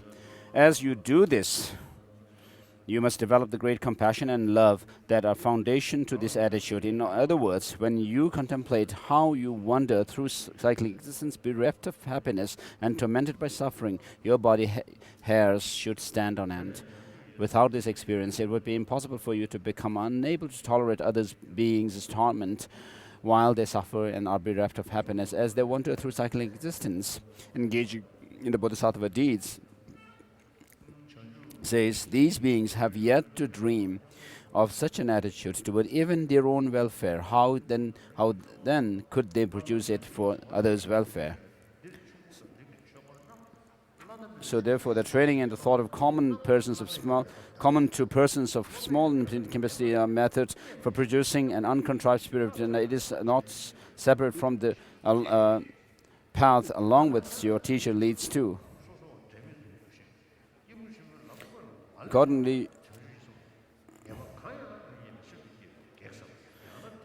you work at many ways to purifying yourself of non-virtue and accumulating virtue in using the practices of developing both attitude that is shared with persons of small capacity and attitude that is shared with persons of medium capacity. These are the practices such as going for refuge, thinking about karma and its effects. Understand that these two help you to develop the spirit of enlightenment because they correspond to either the 7 branches of worship or the practice of refuge, which are methods of training that are prerequisite for the spirit of enlightenment in the context of the practices for the persons of great capacity. At this point, the Guru thoroughly expounds the ways in which the trainings of the persons of small and medium capacities serve as components for the development of the spirit of unsurpassed enlightenment. Moreover, you, the student, reach certain knowledge of this, then whenever you sustain a meditation, it is extremely important for you to keep this understanding in mind and train in these teachings as components for your development of the spirit of enlightenment. Otherwise, the path of the persons of great capacity and the paths of the persons of small and medium capacities would be separate and unrelated. And since you do not attain any certain knowledge of the spirit of enlightenment until you reach the actual path of the person of great capacity, your lack of training in these topics as components of your development of the spirit of enlightenment would either prevent you from developing that spirit, or while you lack this training, cause you to deviate from your great purpose of developing that spirit. Therefore, pay close attention to this spirit. In this way, train in the path of persons with small and medium capacities, and train well in this, in what is explained in the context of the person of great capacity. Then, to the best of your ability, develop an uncontrived spirit of enlightenment or in your mind stream. Next, in order to stabilize this spirit, make a special practice of refuge, and then perform the rite of the aspirational spirit of enlightenment. After you have adopted this aspirational spirit through the rite, you learn the bodhisattva deeds, such as the 6 perfections and the 4 ways of gathering disciples. Once this yearning arises from the depths of your heart, decisively take up the pure vow of the engaged spirit of enlightenment. Then, at the risk of your life, avoid being polluted by the rude infractions. Strive not to be soiled by even small and medium contaminations or by the creation of faults. Even if you are soiled, thoroughly purify yourself by repairing the infractions, just as is taught in the scripture. Next, train broadly in the 6 perfections. In particular, train well in meditative stabilization, the heart of meditative serenity, in order to make your mind capable of being set on the virtuous object of meditation according to your wish. So we have the practice of Guru Yoga, where we visualize the Guru and the merit field, and then make offerings to them.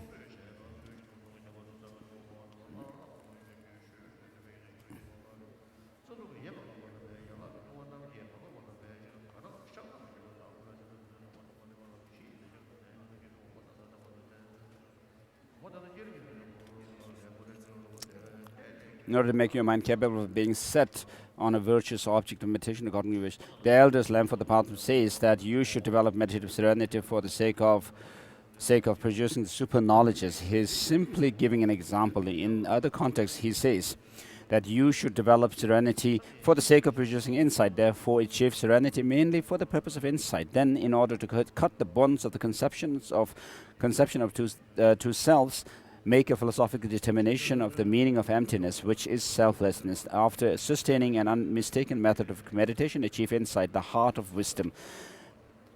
Accordingly, Adisha's commentary on the difficult points of Lamb for the path states that except for the practices of serenity and insight, all the practices up to and including the training in the precepts of the vows of the engaged spirit of enlightenment constitute the training in ethical discipline. Serenity is the training in the concentration or mind. Insight is the training of in wisdom. Furthermore, all the practices up to and including meditative serenity constitute the factor of enlightenment called either method, the collection of merit, the paths that depend on conventional truth, or the stages of the vast path.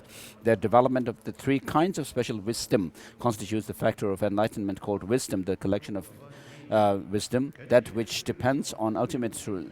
Or the stages of profound path. Therefore, be very certain about their order, the fact that they are a comprehensive list, and the fact that they do not achieve enlightenment by either method or wisdom alone. This is how the royal geese, the conqueror's children, who are on their way to the great ocean of the Buddha's qualities, spread their 2 wings and fly.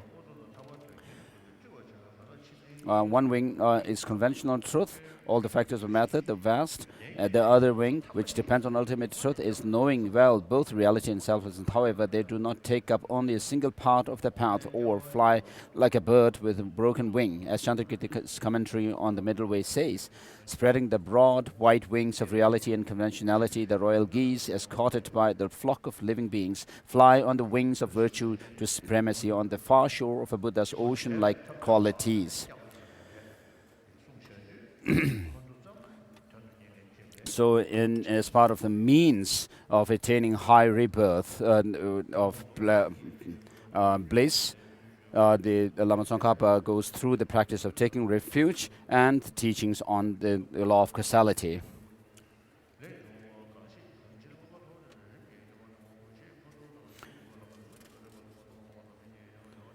The training includes instructions on either the yogas with signs,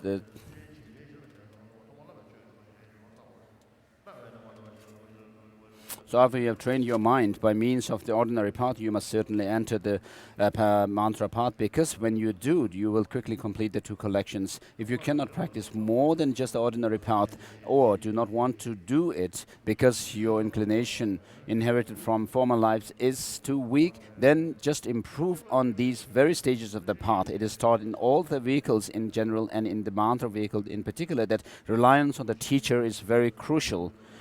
So consequently, once you enter the mantra path, you should follow the mantra explanations, the practice of the method of relying on the teacher that is even more specialized than what I have explained before.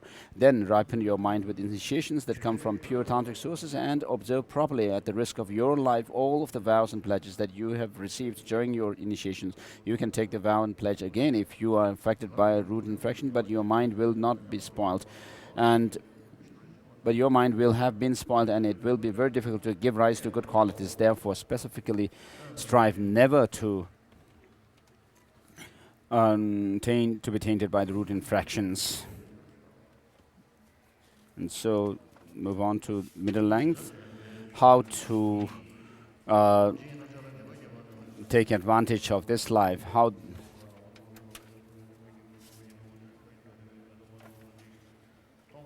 to take the essence.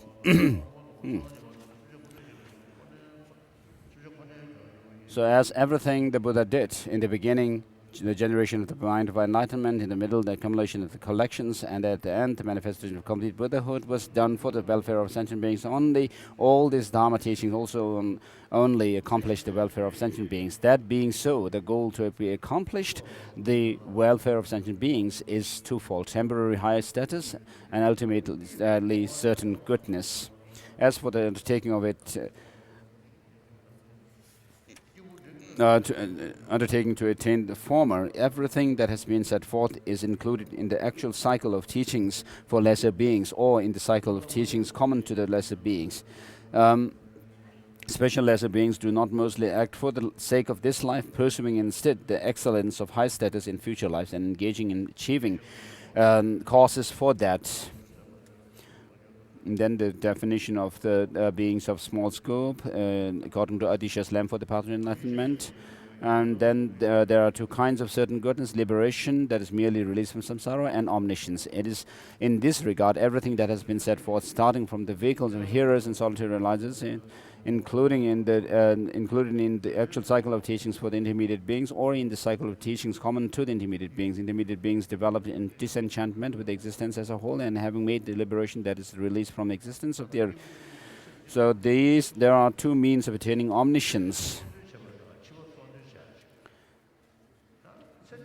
So within the beings of lesser capacity, there are those who are more preoccupied with the pleasures of this life only, without actually seeking to the higher rebirth. But if you are able to tame your mind, discipline your mind well, then of course you will create causes for a better rebirth in the next life. So avoiding harming others and helping others. Although you may think of attaining higher rebirth, but because of your action harming others,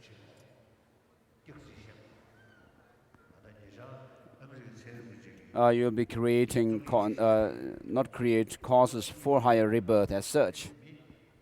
So those who tell lie, according to one article written by a scientist, American scientist, says that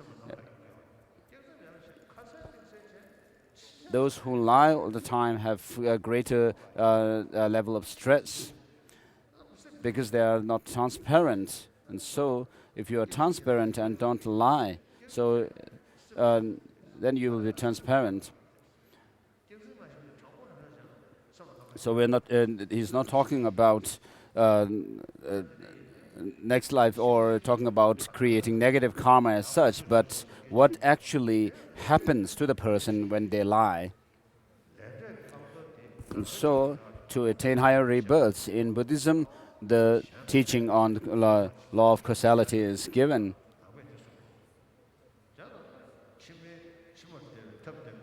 So the teaching on causality, law of causality, comes as part of the means to lead to a higher rebirth and a happy state of higher rebirth. So, in this teaching, the ethical morality comes. Whether you are a believer or not, the 7 billion people on this earth want happiness and not suffering, and which is rooted in our mind. So, being compassionate and warm-hearted, and you will have good state of mind. You will have peace of mind, and then physically you'll be happier. And when you are happy, then even if you are amongst the in the midst of misfortune, you will have calm mind. Whereas if you always think of harming others with covetousness and malicious thought, then you will not actually be happy. And so that in turn harms your health. So money alone cannot bring you happiness, because it creates, with money you have greed, and then that in turn gives rise to jealousy and competitive feeling, and then frustration, anger, and so forth. So money alone will not help to bring about happiness, because you actually make enemies with others through these.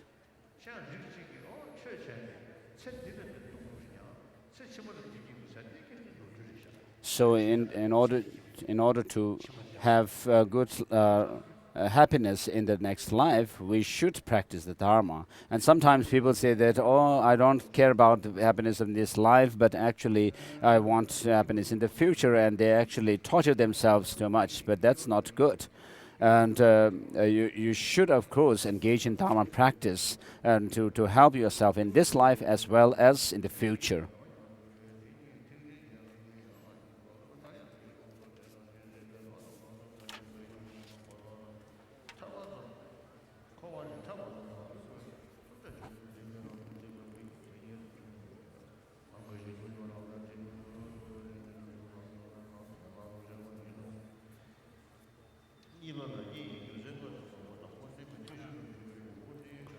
So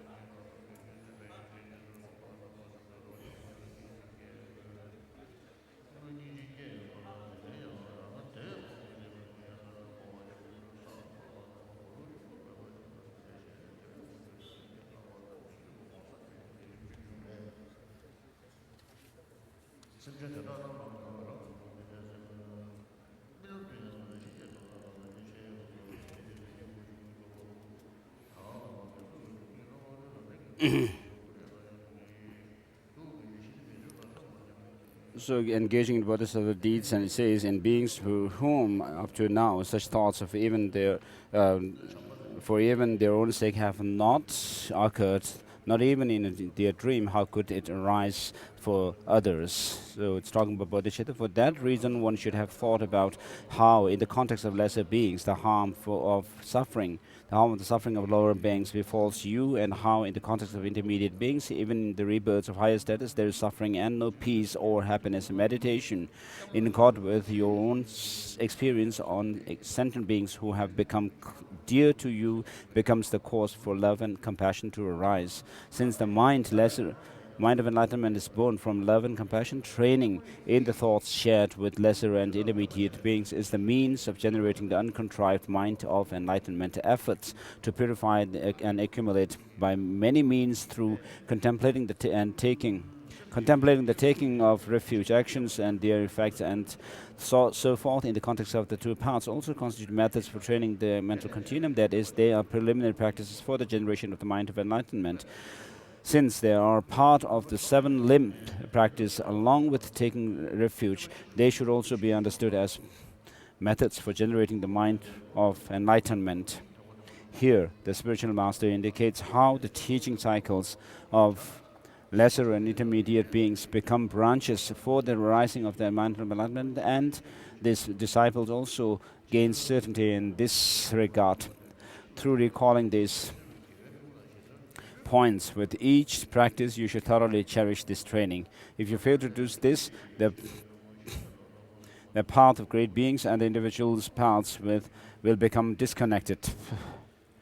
As you will not gain certainty in regard to the mind of enlightenment until you reach the actual path of great beings, this would become an obstacle to the rising of that mind, or meanwhile the deterioration of that great objective. Therefore, you should persevere in this. And this has 2 points. And having trained in the in this manner, you should make the uncontrived mind of enlightenment and contrived mind of enlightenment arise in your continuum as much as possible. Then, in order to make it stable, first there is the uncommon way of taking refuge, and then the performing of ritual of the aspiring mind of enlightenment. Having taken the aspiring of enlightenment by means of the ritual, practice its trainings. Then time and again develop the will to train in the conduct, the 6 perfections, the 4 ways of gathering disciples, and so forth. Once the wish to train in it has come forth from the bottom of your heart, take the pure vow of engaging mind of enlightenment.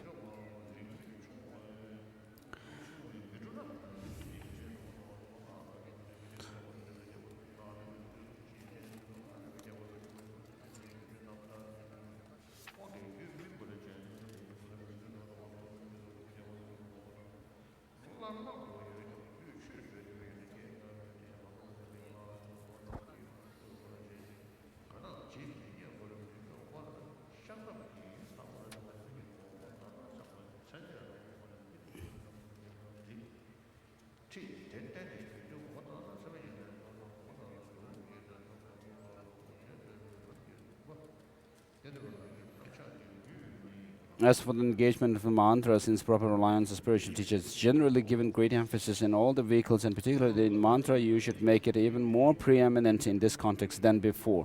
Then, having ripened your continuum by means of an empowerment that comes from pure tantra, you should risk your life for that is God, the commitments and vows you obtained at that time, especially since if a rude downfall occurs, even though you take the vows again, it'll spoil your mind and it'll be difficult for positive qualities to develop. Do not be tainted by one. You should not become tainted even by a secondary downfall, and if you do, you should not be unconcerned about it, but should purify it through confession and restraint. Then you should be guided as appropriate in the yoga with science in accordance with the lower tantra classes, or in the yoga of the generation stage in accordance with the highest higher tantra classes. On that basis, you should train as appropriate in the yoga without science in accordance with the lower tantra classes, or yoga of the completion stage according to the higher tantra classes. Such is the structure of the presentation of the path set forth in the lamp for the path to enlightenment, and the stages of the path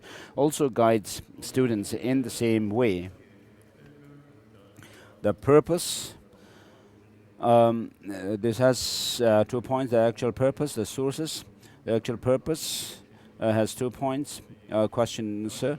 And question, if the teaching cycles of lesser and intermediate beings are the preparatory practice of great beings, it should indeed be all right to consider them the stages of the path to great beings. So what is the use of the phrase, the stages of the path, in common to lesser and intermediate beings? There are two great purposes. Answer, there are two great purposes of classifying and guiding the three types of beings.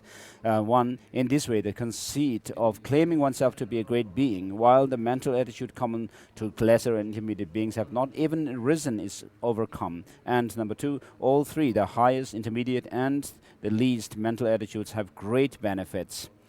The way in which these two purposes are great is that since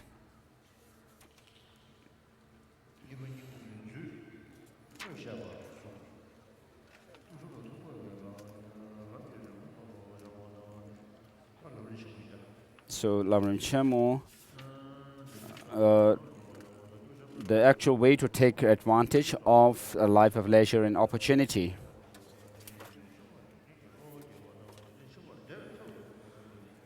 The actual way to take full advantage of the life of leisure and opportunity is presented in three sections. Page 144, training the mind in the stages of the path shared with persons of small capacity, training the mind in the stages of the path shared with persons of medium capacity, and the training the mind in stages of the path for persons of great capacity.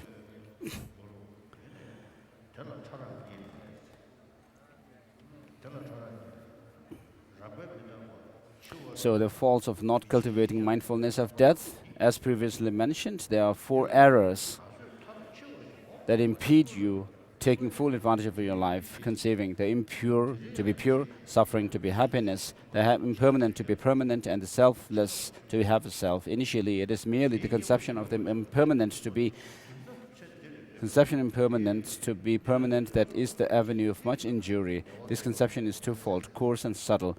Of these two, in the case of your coarse impermanence, which is your death, the avenue of injury is the very thought, I will not die. Everyone has the idea that death will come later, and at the end, however, with each passing day, people think, I will not die today, I will not die today, clinging to this thought until the moment of death. If you are obstructed by such an attitude and do not bring its remedy to mind, you will continue to think that you will remain in this life. So one is not actually being full of Dharma, and the second is not being mindful purely of, sincerely of Dharma.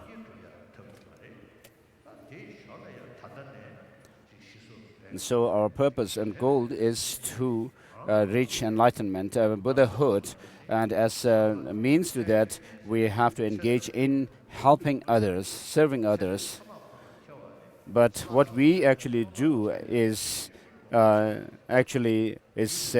said by Gongdang Tempe Dreme, the mantrayana, the practice of tantra, is actually taken to be like doing some rituals to control others, gain control over others, and overcome some kind of a sickness and obstacles and so forth.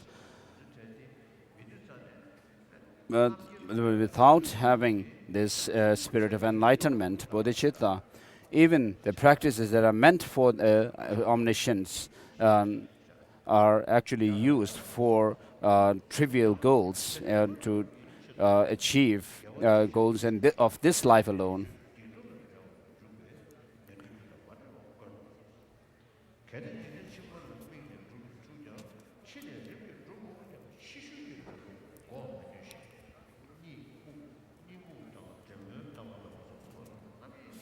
So then, as long as you have this attitude, you will continue to think only of how to achieve happiness and evade suffering in this life alone, thinking, I need this and that. You will not engage in religious practice because you do not think about things of great importance, such as future life, liberation and omniscience. Although you may perchance engage in steady reflection and meditation and so forth, it will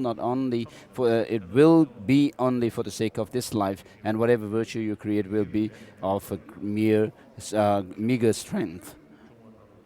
Moreover, since your practice will be involved with wrongdoing, sins, and infractions, it would be rare for these virtuous activities not to be mixed with causes of miserable rebirths. Even if you try to engage in practices directed towards future lives, you will not be able to prevent the laziness of procrastination, thinking, I will do it eventually. By passing time in distractions such as sleep, lethargy, senseless talk, and eating and drinking, you will not attain proper achievement, which comes through great effort. And so, because of this clinging to the permanence of life, so what process could be worse than that? It says in the 400 stanzas, what could be more dangerous than to sleep as though at ease while subject to the Lord of Death, ruler of the three worlds, himself without a master? So, whereas things are filthy, we see them as attractive, and then because of that, and also because of the attachment to the permanence of things, we also hold on to things having some permanence, and also have these other distorted views of seeing selfhood in where there is no self. So if you think about the certainty and inevitability of death, the time, uncertain time of death, and that Dharma is the only way to help yourself at the time of death, you will be actually engaging in the Dharma practices very sincerely and earnestly. Without that, you will not. Engaging in the bodhisattva deeds also says, I will have to depart, leaving everything. But not knowing this, I committed various sins for the sake of friends and foes. So next is the benefit of cultivating mindfulness of death.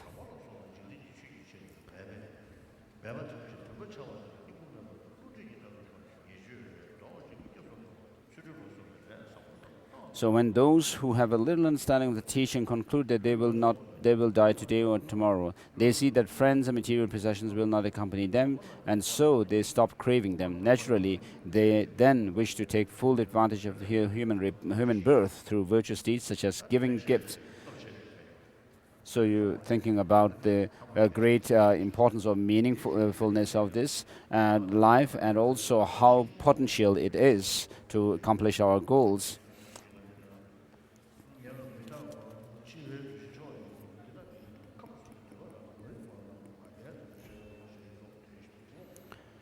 Naturally, they will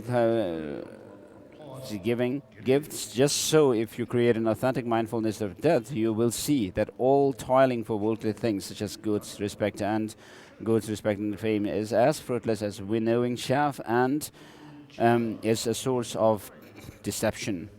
Then you will turn away from wrongdoing. With constant and respectful effort, you will accumulate good karma. By doing such virtuous deeds as going for a refuge and maintaining ethical discipline, you will thereby bring lasting significance to things like the body that would not have had such significance. You will ascend to a sublime state and will lead others there as well. What could be more meaningful? For this reason, the scriptures use many examples to praise the mindfulness of death. There are quotations from the great final Nirvana Sutra, and it says, among all reapings, the autumn harvest is supreme. Among all tracks, the track of elephants is supreme. Among all ideas, the idea of impermanence and death is supreme, because with it you eliminate all the attachment, ignorance, and pride of the three rams. Similarly, it is praised for being the hammer that instantly destroys all the frictions and wrongdoing, for being the gateway into the instantaneous achievement of all virtue and goodness, and so on. The collection of the indicative verses says, understanding that the body is like a clay vessel,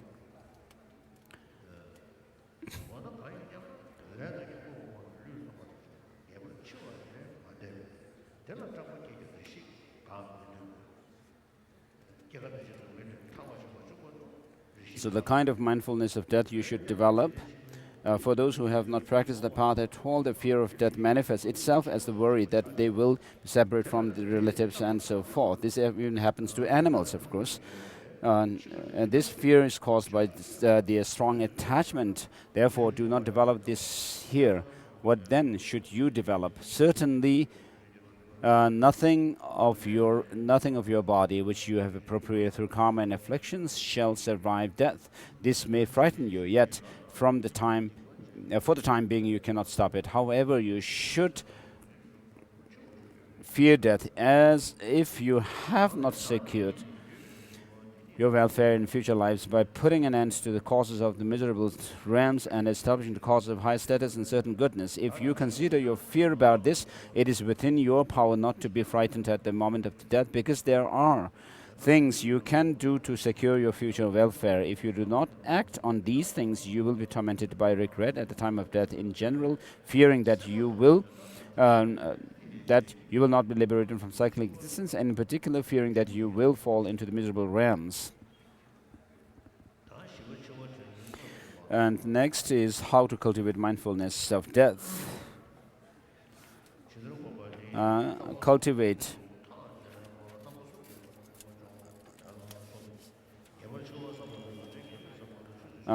this by way of the 3 roots, 9 reasons, and 3 decisions. The 3 roots are death is certain, that the time of death is uncertain, and that at the time of death nothing helps except religious practice.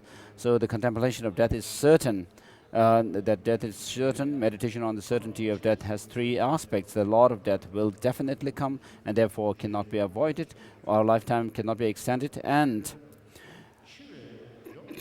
constantly diminishes. And while you are alive, there is little time for religious practice, and the contemplation that the Lord of death will definitely come and therefore cannot be avoided, no matter what kind of body you assume at birth, death comes. The collection of indicative verses says, if all the Buddhas and the Apateka Buddhas, Shravakas, disciples left their bodies, what can be said about ordinary beings? No matter where you stay, death comes. The same text says, somewhere to live that is unharmed by death, such a place does not exist. It does not exist in space, nor in the sea, nor if you stay in the midst of mountains. Death's destruction of living beings is no different at any point in the past or future. The same text says, the wise know that all who have come and will come perish, leave this body, and go to the next life. Therefore, be sure to engage in pure behavior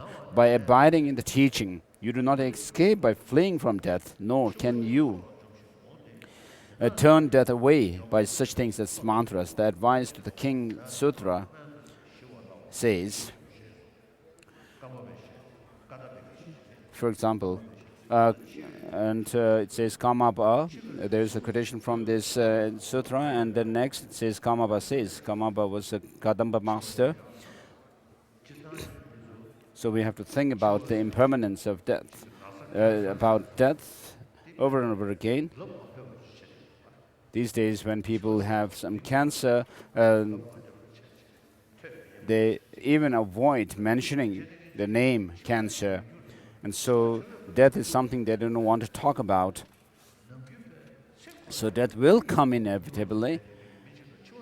So for someone who actually tries to, cannot bear even the name death, when death comes, it will give lots of problem. But instead, if you think about death, inevitability of death, and these reasons that are given here, you should think that it's something natural that will come to you because of having taken birth. So you'll feel that it's quite logical that you will die because you have taken birth. And then you also should think of the uncertain time of death. And then when death comes, you should try to use your understanding and your meditation on meditation of taking the 3 states of birth, death, intermediate state, and rebirth into the path, with which you have familiarized your mind with while you're alive. And so when death comes, you should not feel anxious. And the best is to actually take this state of death into the path. But even if you may not be able to do that, you should still feel when death comes that it is something that you are very familiar. A friendly friend has come, something like that kind of attitude should develop in you. So Kamava says, now we should be frightened by death. At the time of death, we should be fearless, but we are the opposite. We are not afraid now, and at the moment of death, we dig our fingernails into our chest.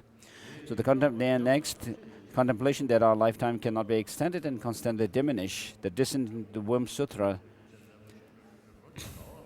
entering the Womb Sutra says, currently, if we protect our bodies well in order to live comfortably, we will live at longest 100 years or a little more. Thus, the maximum is no more than this. Even though it may be possible to live long, the time until death passes very quickly. A year is consumed with the passage of months, months with passage of days, days with passage of day and night, also with such periods of time as morning, etc. Thus, few of us reach the expected lifespan of 100.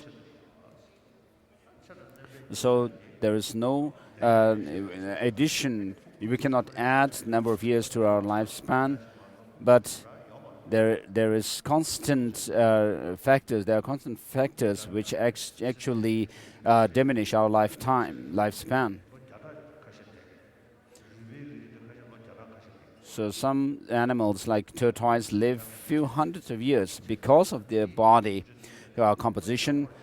But for us humans, we know that we cannot live very long, over 100 years.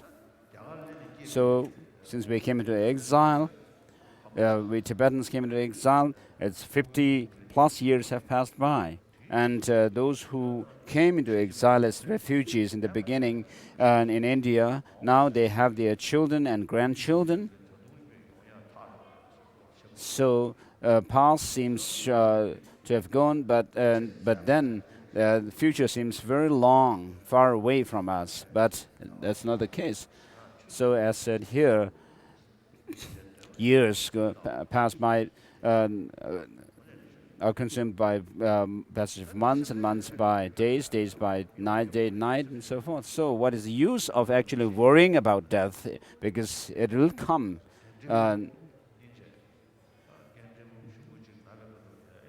There was one monk in Tembum, when he was sick, he actually told me that he told his doctors to tell him whether if he has cancer, that he has cancer, because I have no, I won't feel sad or worry about this. And so if that should befall him, he thought that he would be able to use the time that he has, if he knew what's that sickness he has, to practice the Dharma. And so unless you think of this, you will deceive yourself further and further.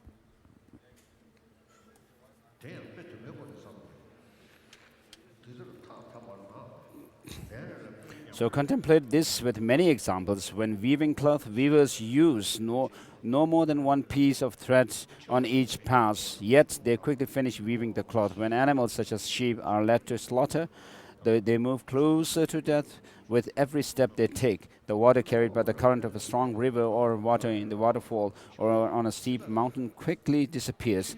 Just as in these examples, your life is quickly spent and gone. Just as when herdsmen pick up their sticks, their livestock helplessly follow them home, so sickness and aging leads you helplessly into the presence of the Lord of Death. In this way, meditate on the certainty of death from many perspectives. And then there's quotation from the collection of indicative verses. For example, just as when weaving a cloth, you reach the end by weaving individual courses, so too is human life. For example, just as those who are to be killed come closer to the killing place with every step they take, so too is human life. And then Lalita extensive Sport Sutra says, also speaks of impermanence with many examples. The three worlds are impermanent like an autumn cloud. The birth and death of beings is like watching a dance. The passage of life is like lightning in the sky. It moves quickly like a waterfall. Thus, one's inward reflection yields some sense of certainty about impermanence. Contemplate it by applying your understanding of it to many things. For it is said that everything around us teaches impermanence. So it's a matter of how you actually perceive things, your own reaction and your outlook on things. So all these things that are impermanent, that actually show how things are illusory, how things are impermanent, deceptive, and so forth. Otherwise, if you are not able to take these as lessons for your spiritual practice, then they will actually provoke disturbed state of mind. So after you have reflected again and again, you reach certain knowledge. It is not helpful to do just a little reflection and then say nothing happened. As Kamaba said, you say that nothing happened when you thought about it, but when did you reflect? If it was during the day, you were constantly distracted, and at night you slept. Do not lie.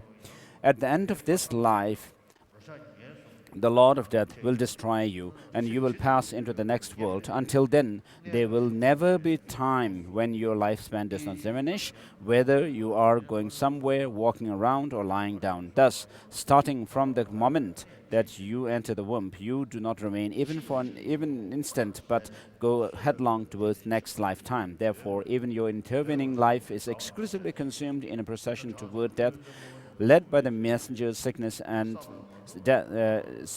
aging. Consequently, do not rejoice in the thought that while you are living, you are stationary and do not move and not moving toward next lifetime. For example, when falling from the top of a high cliff, the time of falling to earth through space is not enjoyable, as cited in by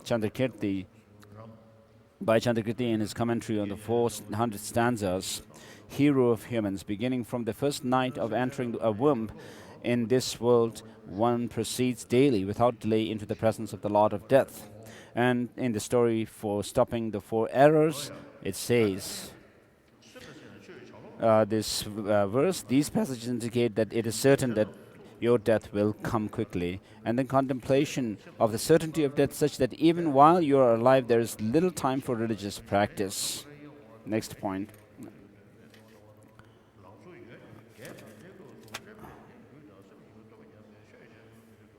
Even when you could, so please read on. There's a quotation from the entrance into the womb sutra.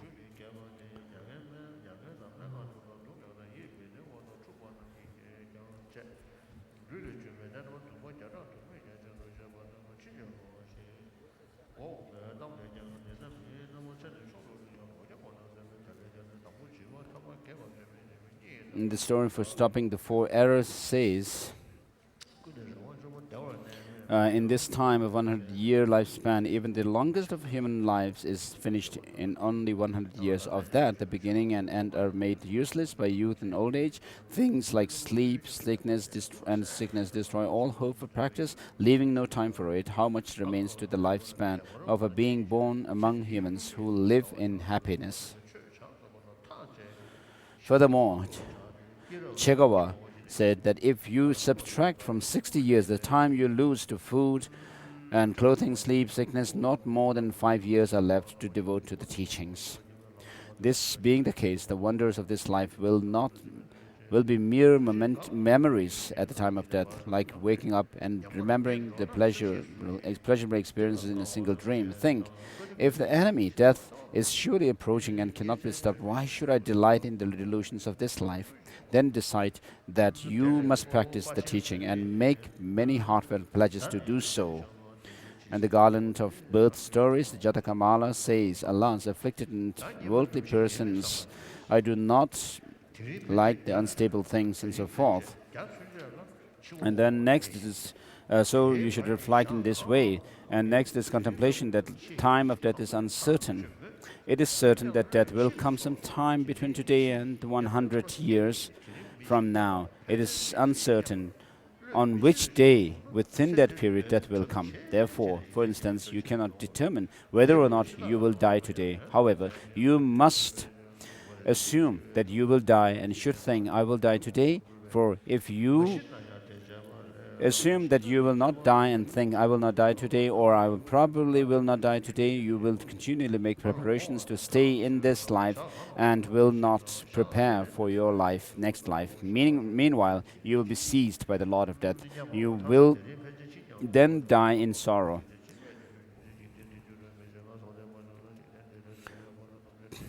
If you prepare for death every day, you will accomplish many goals for your next life. Hence, even if you do not die today, you will have done well. If you do die, it is even more meaningful than in that you will have done what you need to do. For example, when it is certain that a great enemy is coming to do you severe harm sometime between now and some point in the future, some point in the future, but you do not know on which day the enemy will come. You must be cautious every day. It is like that. If you think every day I will die, or at least I will probably die today, I will die today, or at least I will probably die today, you will act for the benefit of whatever next life you will go to, and you will not make preparations to remain in this life. If you do not have this thought, you will see yourself as staying in this life, and you will make provisions for this life rather than act for the benefit of your next life. For example, when you plan to stay someplace for a long time, you make preparations for going elsewhere. Preparations to stay there. If you think that you are not going to stay there, but you are going elsewhere, you make preparations for leaving. Hence, every day you must develop an awareness of the imminence of your death in the following way.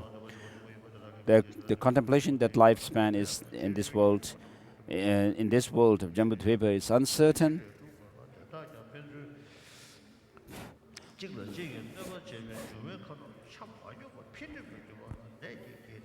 And then the contemplation that the causes of death are very many and the causes of life few. And also the contemplation that the time of death is uncertain because the body is very fragile. And the contemplation that at the time of death nothing helps except religious practice.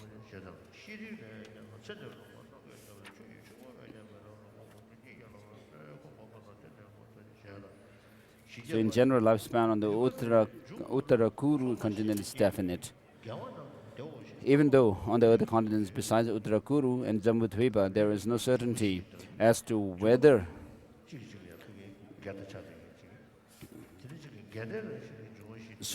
our body is made up of 4 elements which are actually which oppose each other, a conflict with each other.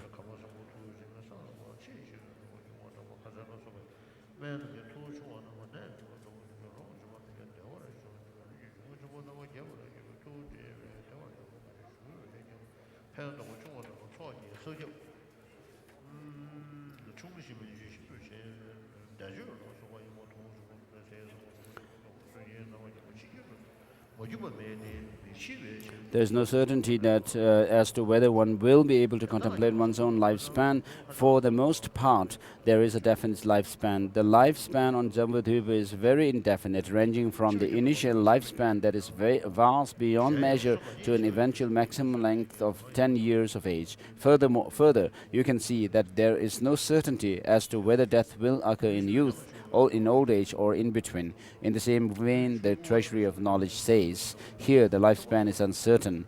At the end of the cycle, it is 10 years. In the beginning, measureless. So bear in mind the cases you have seen or heard concerning the gurus and friends who reached the end of their lifespan but died without fulfilling their intentions, suddenly dying because of external and internal causes. Be aware of death, thinking over and over, I too am subject to such a death. Then the contemplation that the causes of death are very many and the causes of life few.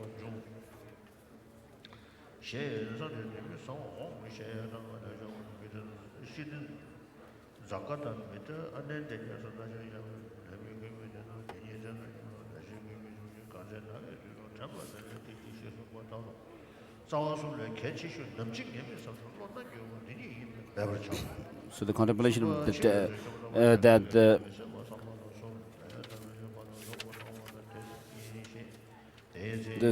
the contemplation of uncertainty of death is the most important of the three roots. This is the very thing that will redirect your mind, so work hard at it. Page 158. Next is the contemplation that at the time of death nothing helps except religious practice. Your friends will not help, resources will not help, your body will not help.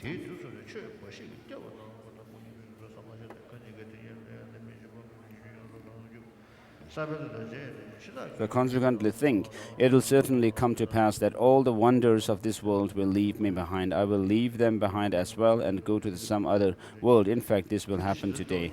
Contemplate how, at the time of death, only religious practice will serve as a refuge, a protection, a defense. The letter to Kanishka says, when the past karma had caused this life is spent, and you are connected with new karma and led by the Lord of Death, everyone turns back, except for your virtue and sin. Nothing will follow you. Know this and act well. So in general, death is inevitable, so everyone knows this. And death is uncertain, the time of death is uncertain. But except Dharma practice, nothing can help at the time of death. So when you think about the continuity of the mind, so of course, if there is some opposing force which actually seizes the continuity of the mind, puts an end to the continuity of mind, then of course it will not continue. If there is a very powerful opposing factor which actually can do that, then the mind will not continue. It's like actually making a seed of a grain, making it impotent by inefficacious by burning it. But because mind continues,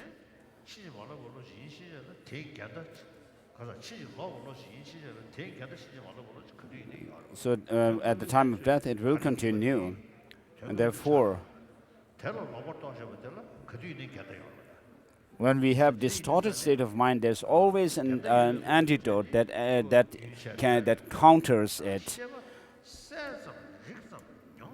So but the mere luminous cognitive nature of the mind has nothing that can oppose it and put an end to it. So of course the coarse level of mind, like the sensory perceptions, will cease.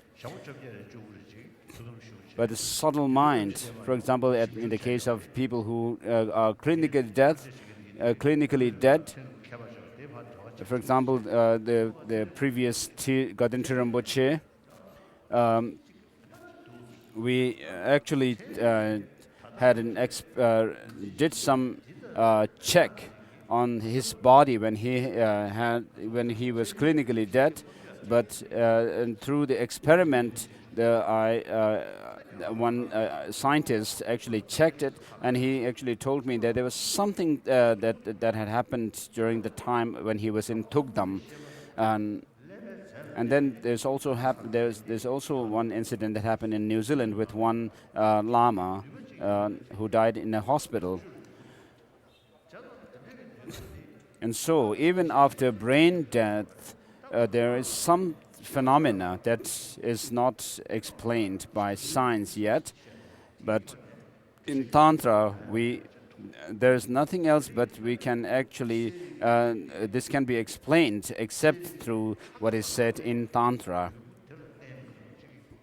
So when it comes to the subtle, clear light or luminous cognitive mind, then we actually have to think about that subtle mind that continues. And then we have people who remember their past lives. And past and future lives cannot be explained except on the basis of consciousness, continuity of consciousness. So if there is no past and future lives, then we would have to actually explain everything. Perhaps finally, ultimately, we would have to say things come by chance and not and they come without causes and conditions. So this is quite complicated. And so, on the basis of the continuity of the mind, we can say there's no beginning of sentient beings. There's no beginning to the mind and sentient beings. So this body we have now, which is related to this life, and our relatives, our possessions are related to this life. And so these things that are related to this body, all these resources that we have, the excellent resources, cannot be of help to us at the time of death. What can actually help us at the time of death is influence us are the bad and the good karmas that follow us. So at the time of death, when we are actually going through the process of dying, our positive states of mind can actually be triggered.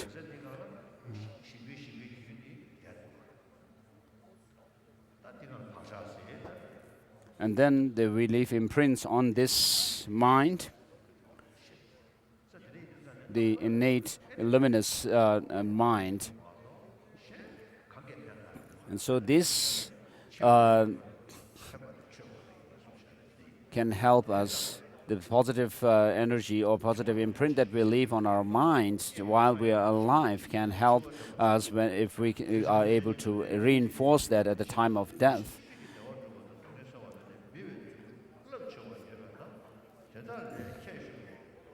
So we have to make a difference between us humans and animals. So it's if instead you seek only to find happiness and avoid suffering up until your death, then you are going to need a course of conduct which surpasses animals' behaviors, since animals are better than humans at temporary happiness. Otherwise, even though you have obtained a life in a happy realm, it will be just as though you had not. And Bodhisattva says, for me, appearance and exclusion refers to my own meditation on impermanence.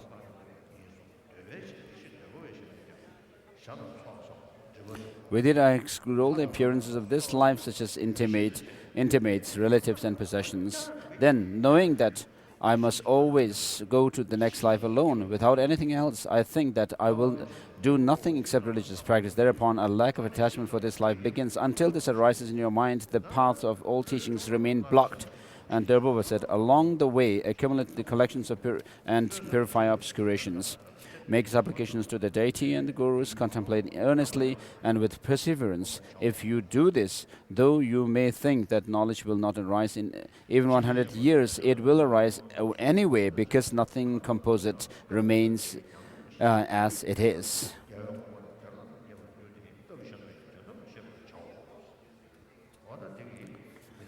And so this concludes the means to cultivating the means to achieve higher rebirth and happiness in the next life.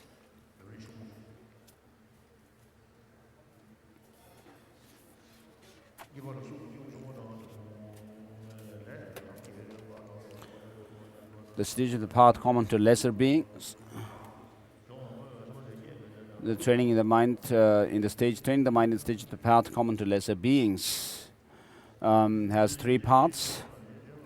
The actual training in the attitude of lesser beings, within which there is a developing mental attitude of interest in future worlds, and death of impermanence, explanation of how to be mindful of death, that one will not stay in this world for long, being mindful of death, contemplating that one will not stay in this world for long. This has four parts: the disadvantage of not cultivating mindfulness of death, the advantage of cultivating the mindfulness of death, what kind of mind that is mindful of death is generated. How to cultivate the mindfulness of death. The disadvantage of not cultivating the mindfulness of death and has 5 points, demonstrating that the mind's bias towards the idea that one is not going to die is the gateway to harm, and how this prevents us from even taking an interest in future lives, and how this results in meaningful endeavors also having little power, and how this results in long-term goals also being postponed, how holding the permanence induces attachment, aversion, and so forth, and how they induce faulty behavior. The disadvantage of cultivating mindfulness of death, the advantages of cultivating of death, mindfulness of death, the great value of being mindful of death. Once a genuine awareness of mindful of death has developed, for instance, if you are convinced you will die tomorrow and have just little understanding of the Dharma, you will see that henceforth you will be without the company of relatives and friends, and you will stop craving for them. In the majority of people, the wish to take the essence of this life by means of giving things away and the like will naturally arise. In that way, seeing that all efforts for the sake of the worldly goals, such as fame and gain, are futile, you will turn away from faulty behavior, accumulate the good karma of taking refuge, ethics, and the like. What could be more meaningful than ascending to sublime states oneself by those means and guiding the migrating beings there too? That is why being mindful of death is also praised with many analogies. In the great final Nirvana Sutra, it says, the same quotation as in Lamchamo. Similarly, the mindfulness of death is praised, among other things, as hammer that instantly destroys all mental afflictions and all faulty behaviors, and as a gateway to the simultaneous accomplishment of all that is virtuous and excellent. Mindfulness of death is the door to all excellence. In brief, the time for achieving the goal of beings is only this time that we have gained the special basis. We mostly remain in the lower realms, and even if we make it to the happy realms just once, they are predominantly places of unfreedom, so that we do not find an opportunity to accomplish the Dharma. If we gain a basis suited to accomplish the Dharma and still do not accomplish it properly, it is due to the thought, I'm not going to die today, yet. Therefore, the mind that holds to the position of not dying is the door of all manner of degeneration, whereas mindfulness of death is a door to all excellence. And therefore you should not think this is the practice for those who do not have other profound Dharma to meditate on. And although it is something to meditate on, it should be meditated on a bit in the beginning, but it is not able to be practiced continuously. Rather, you should meditate on it until you gain certainty from the bottom of your heart that it is necessary in the beginning, in the middle, and at the end. What kind of mind that is mindful of death is generated? The fear born from worries about separation from relatives and the like is the kind of fear of death, of those who are not trained in the path. So here, this is not what is to be generated. Well then, what kind of fear is to be generated? All bodies taken under the power of karma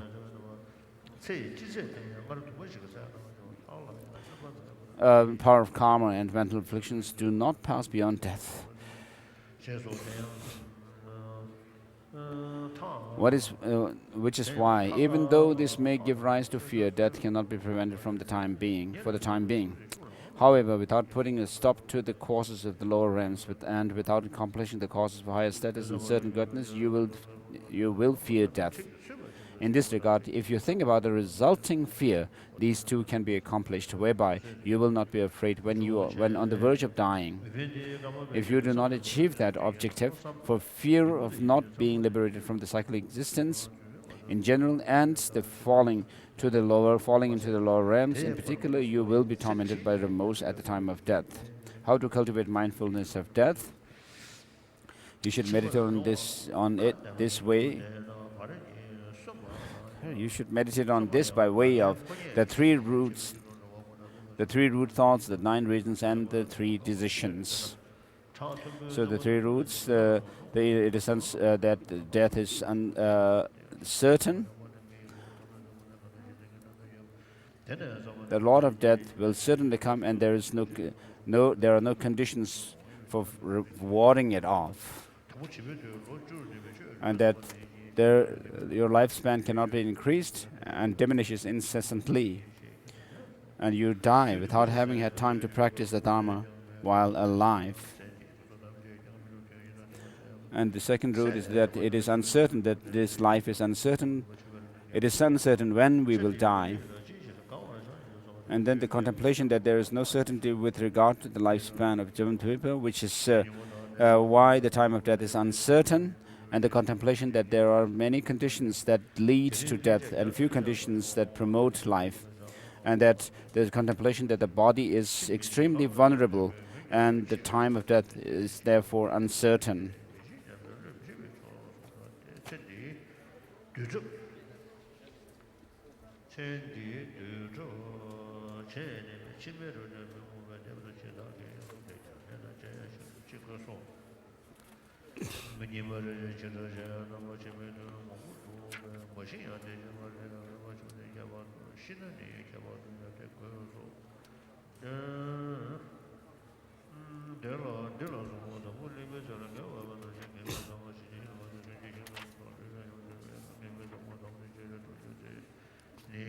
So after thoughts like these, you should reiterate many times the innermost decision to practice the Dharma from this very moment, for it is uncertain when your body and life will be overcome by the Lord of Death, and you should not assume that there is still life, time. As Sri Jagadamitra said, Earth Lord, as long as this borrowed body abides in pleasure, not ill, not decayed, not in that time a frame take its essence, fearless of illness, death, and decay. In times of illness, old age, and decay, you may be concerned, but what is the use? Among the 3 root thoughts, the thought about the uncertainty of the time of death is the most important one, which is why you should put effort into it. And at the time of death, nothing except the Dharma will be of benefit. This has 2 parts: the actual reason and the decision. The actual reason has 3 points.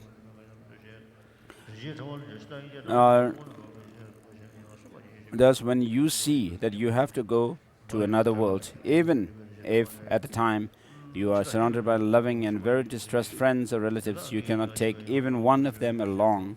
Whatever heaps of attractive riches you have obtained, you cannot take along even a small particle of them. If you have to give up even the flesh and bones you were born with, what need is there to talk about anything else? And the decision to practice nothing but the Dharma has 3 points. The actual decision, then think, at that time it will be certain. It will certainly come to pass that all the excellences of this life leave me, just as I leave them. And I will proceed to another world. This will happen today. You should take the decision many times to practice the Dharma without submitting to conditions of the body, friends, possessions, and so forth. The need to try hard, since it is the foundation of the path. Although this arises only with difficulty, you should try hard, since it is the foundation of the path. In the words of Bodhichitta, by elimination of appearances consists in this. My elimination of appearances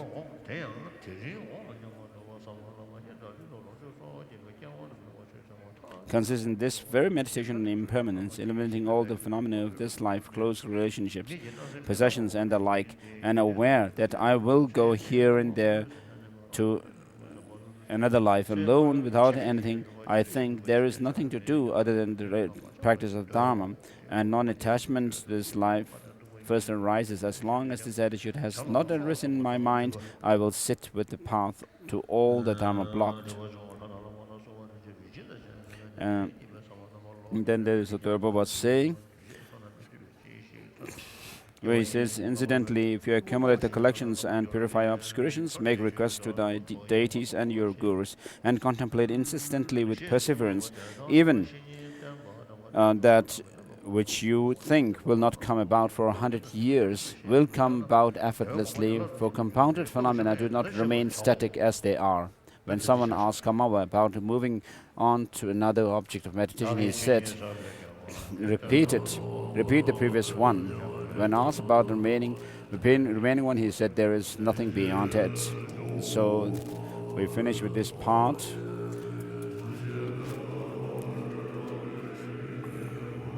In this way, you will also understand it in other contexts.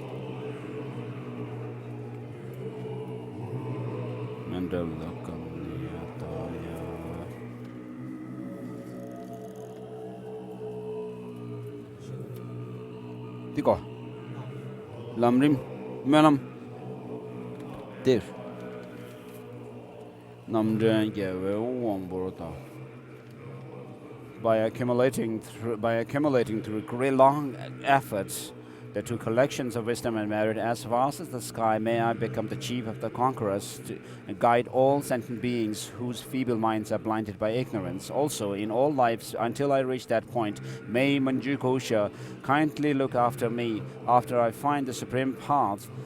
It's complete in the stages of the teaching. By accomplishing it, may I please the conquerors or Buddhas. By skill in means inspired by strong loving kindness, may the vital points of the path that I precisely know clear away the mental darkness of beings. May I then uphold the conqueror's teachings for a long time in regions where the supreme precious teaching has not spread, or where it has spread but has then declined. May I illuminate that treasure of happiness and benefits with a mind deeply moved by great compassion. May this treatise on the stages of the path to enlightenment, well founded on the wondrous deeds of the conquerors and their children, bring glory to the minds of those who want to be free and long preserve the conqueror's achievements. As for all who provide conditions that support integration of the good path and clear away the conditions that inhibit that integration, whether they are humans or not, may they never be separated in all their lifetimes from the pure or authentic path praised by the conquerors. When I strive to properly achieve the supreme vehicle through the 10 deeds of the teaching, may I become accompanied always by those who have power, and may an ocean of good fortune pervade all directions.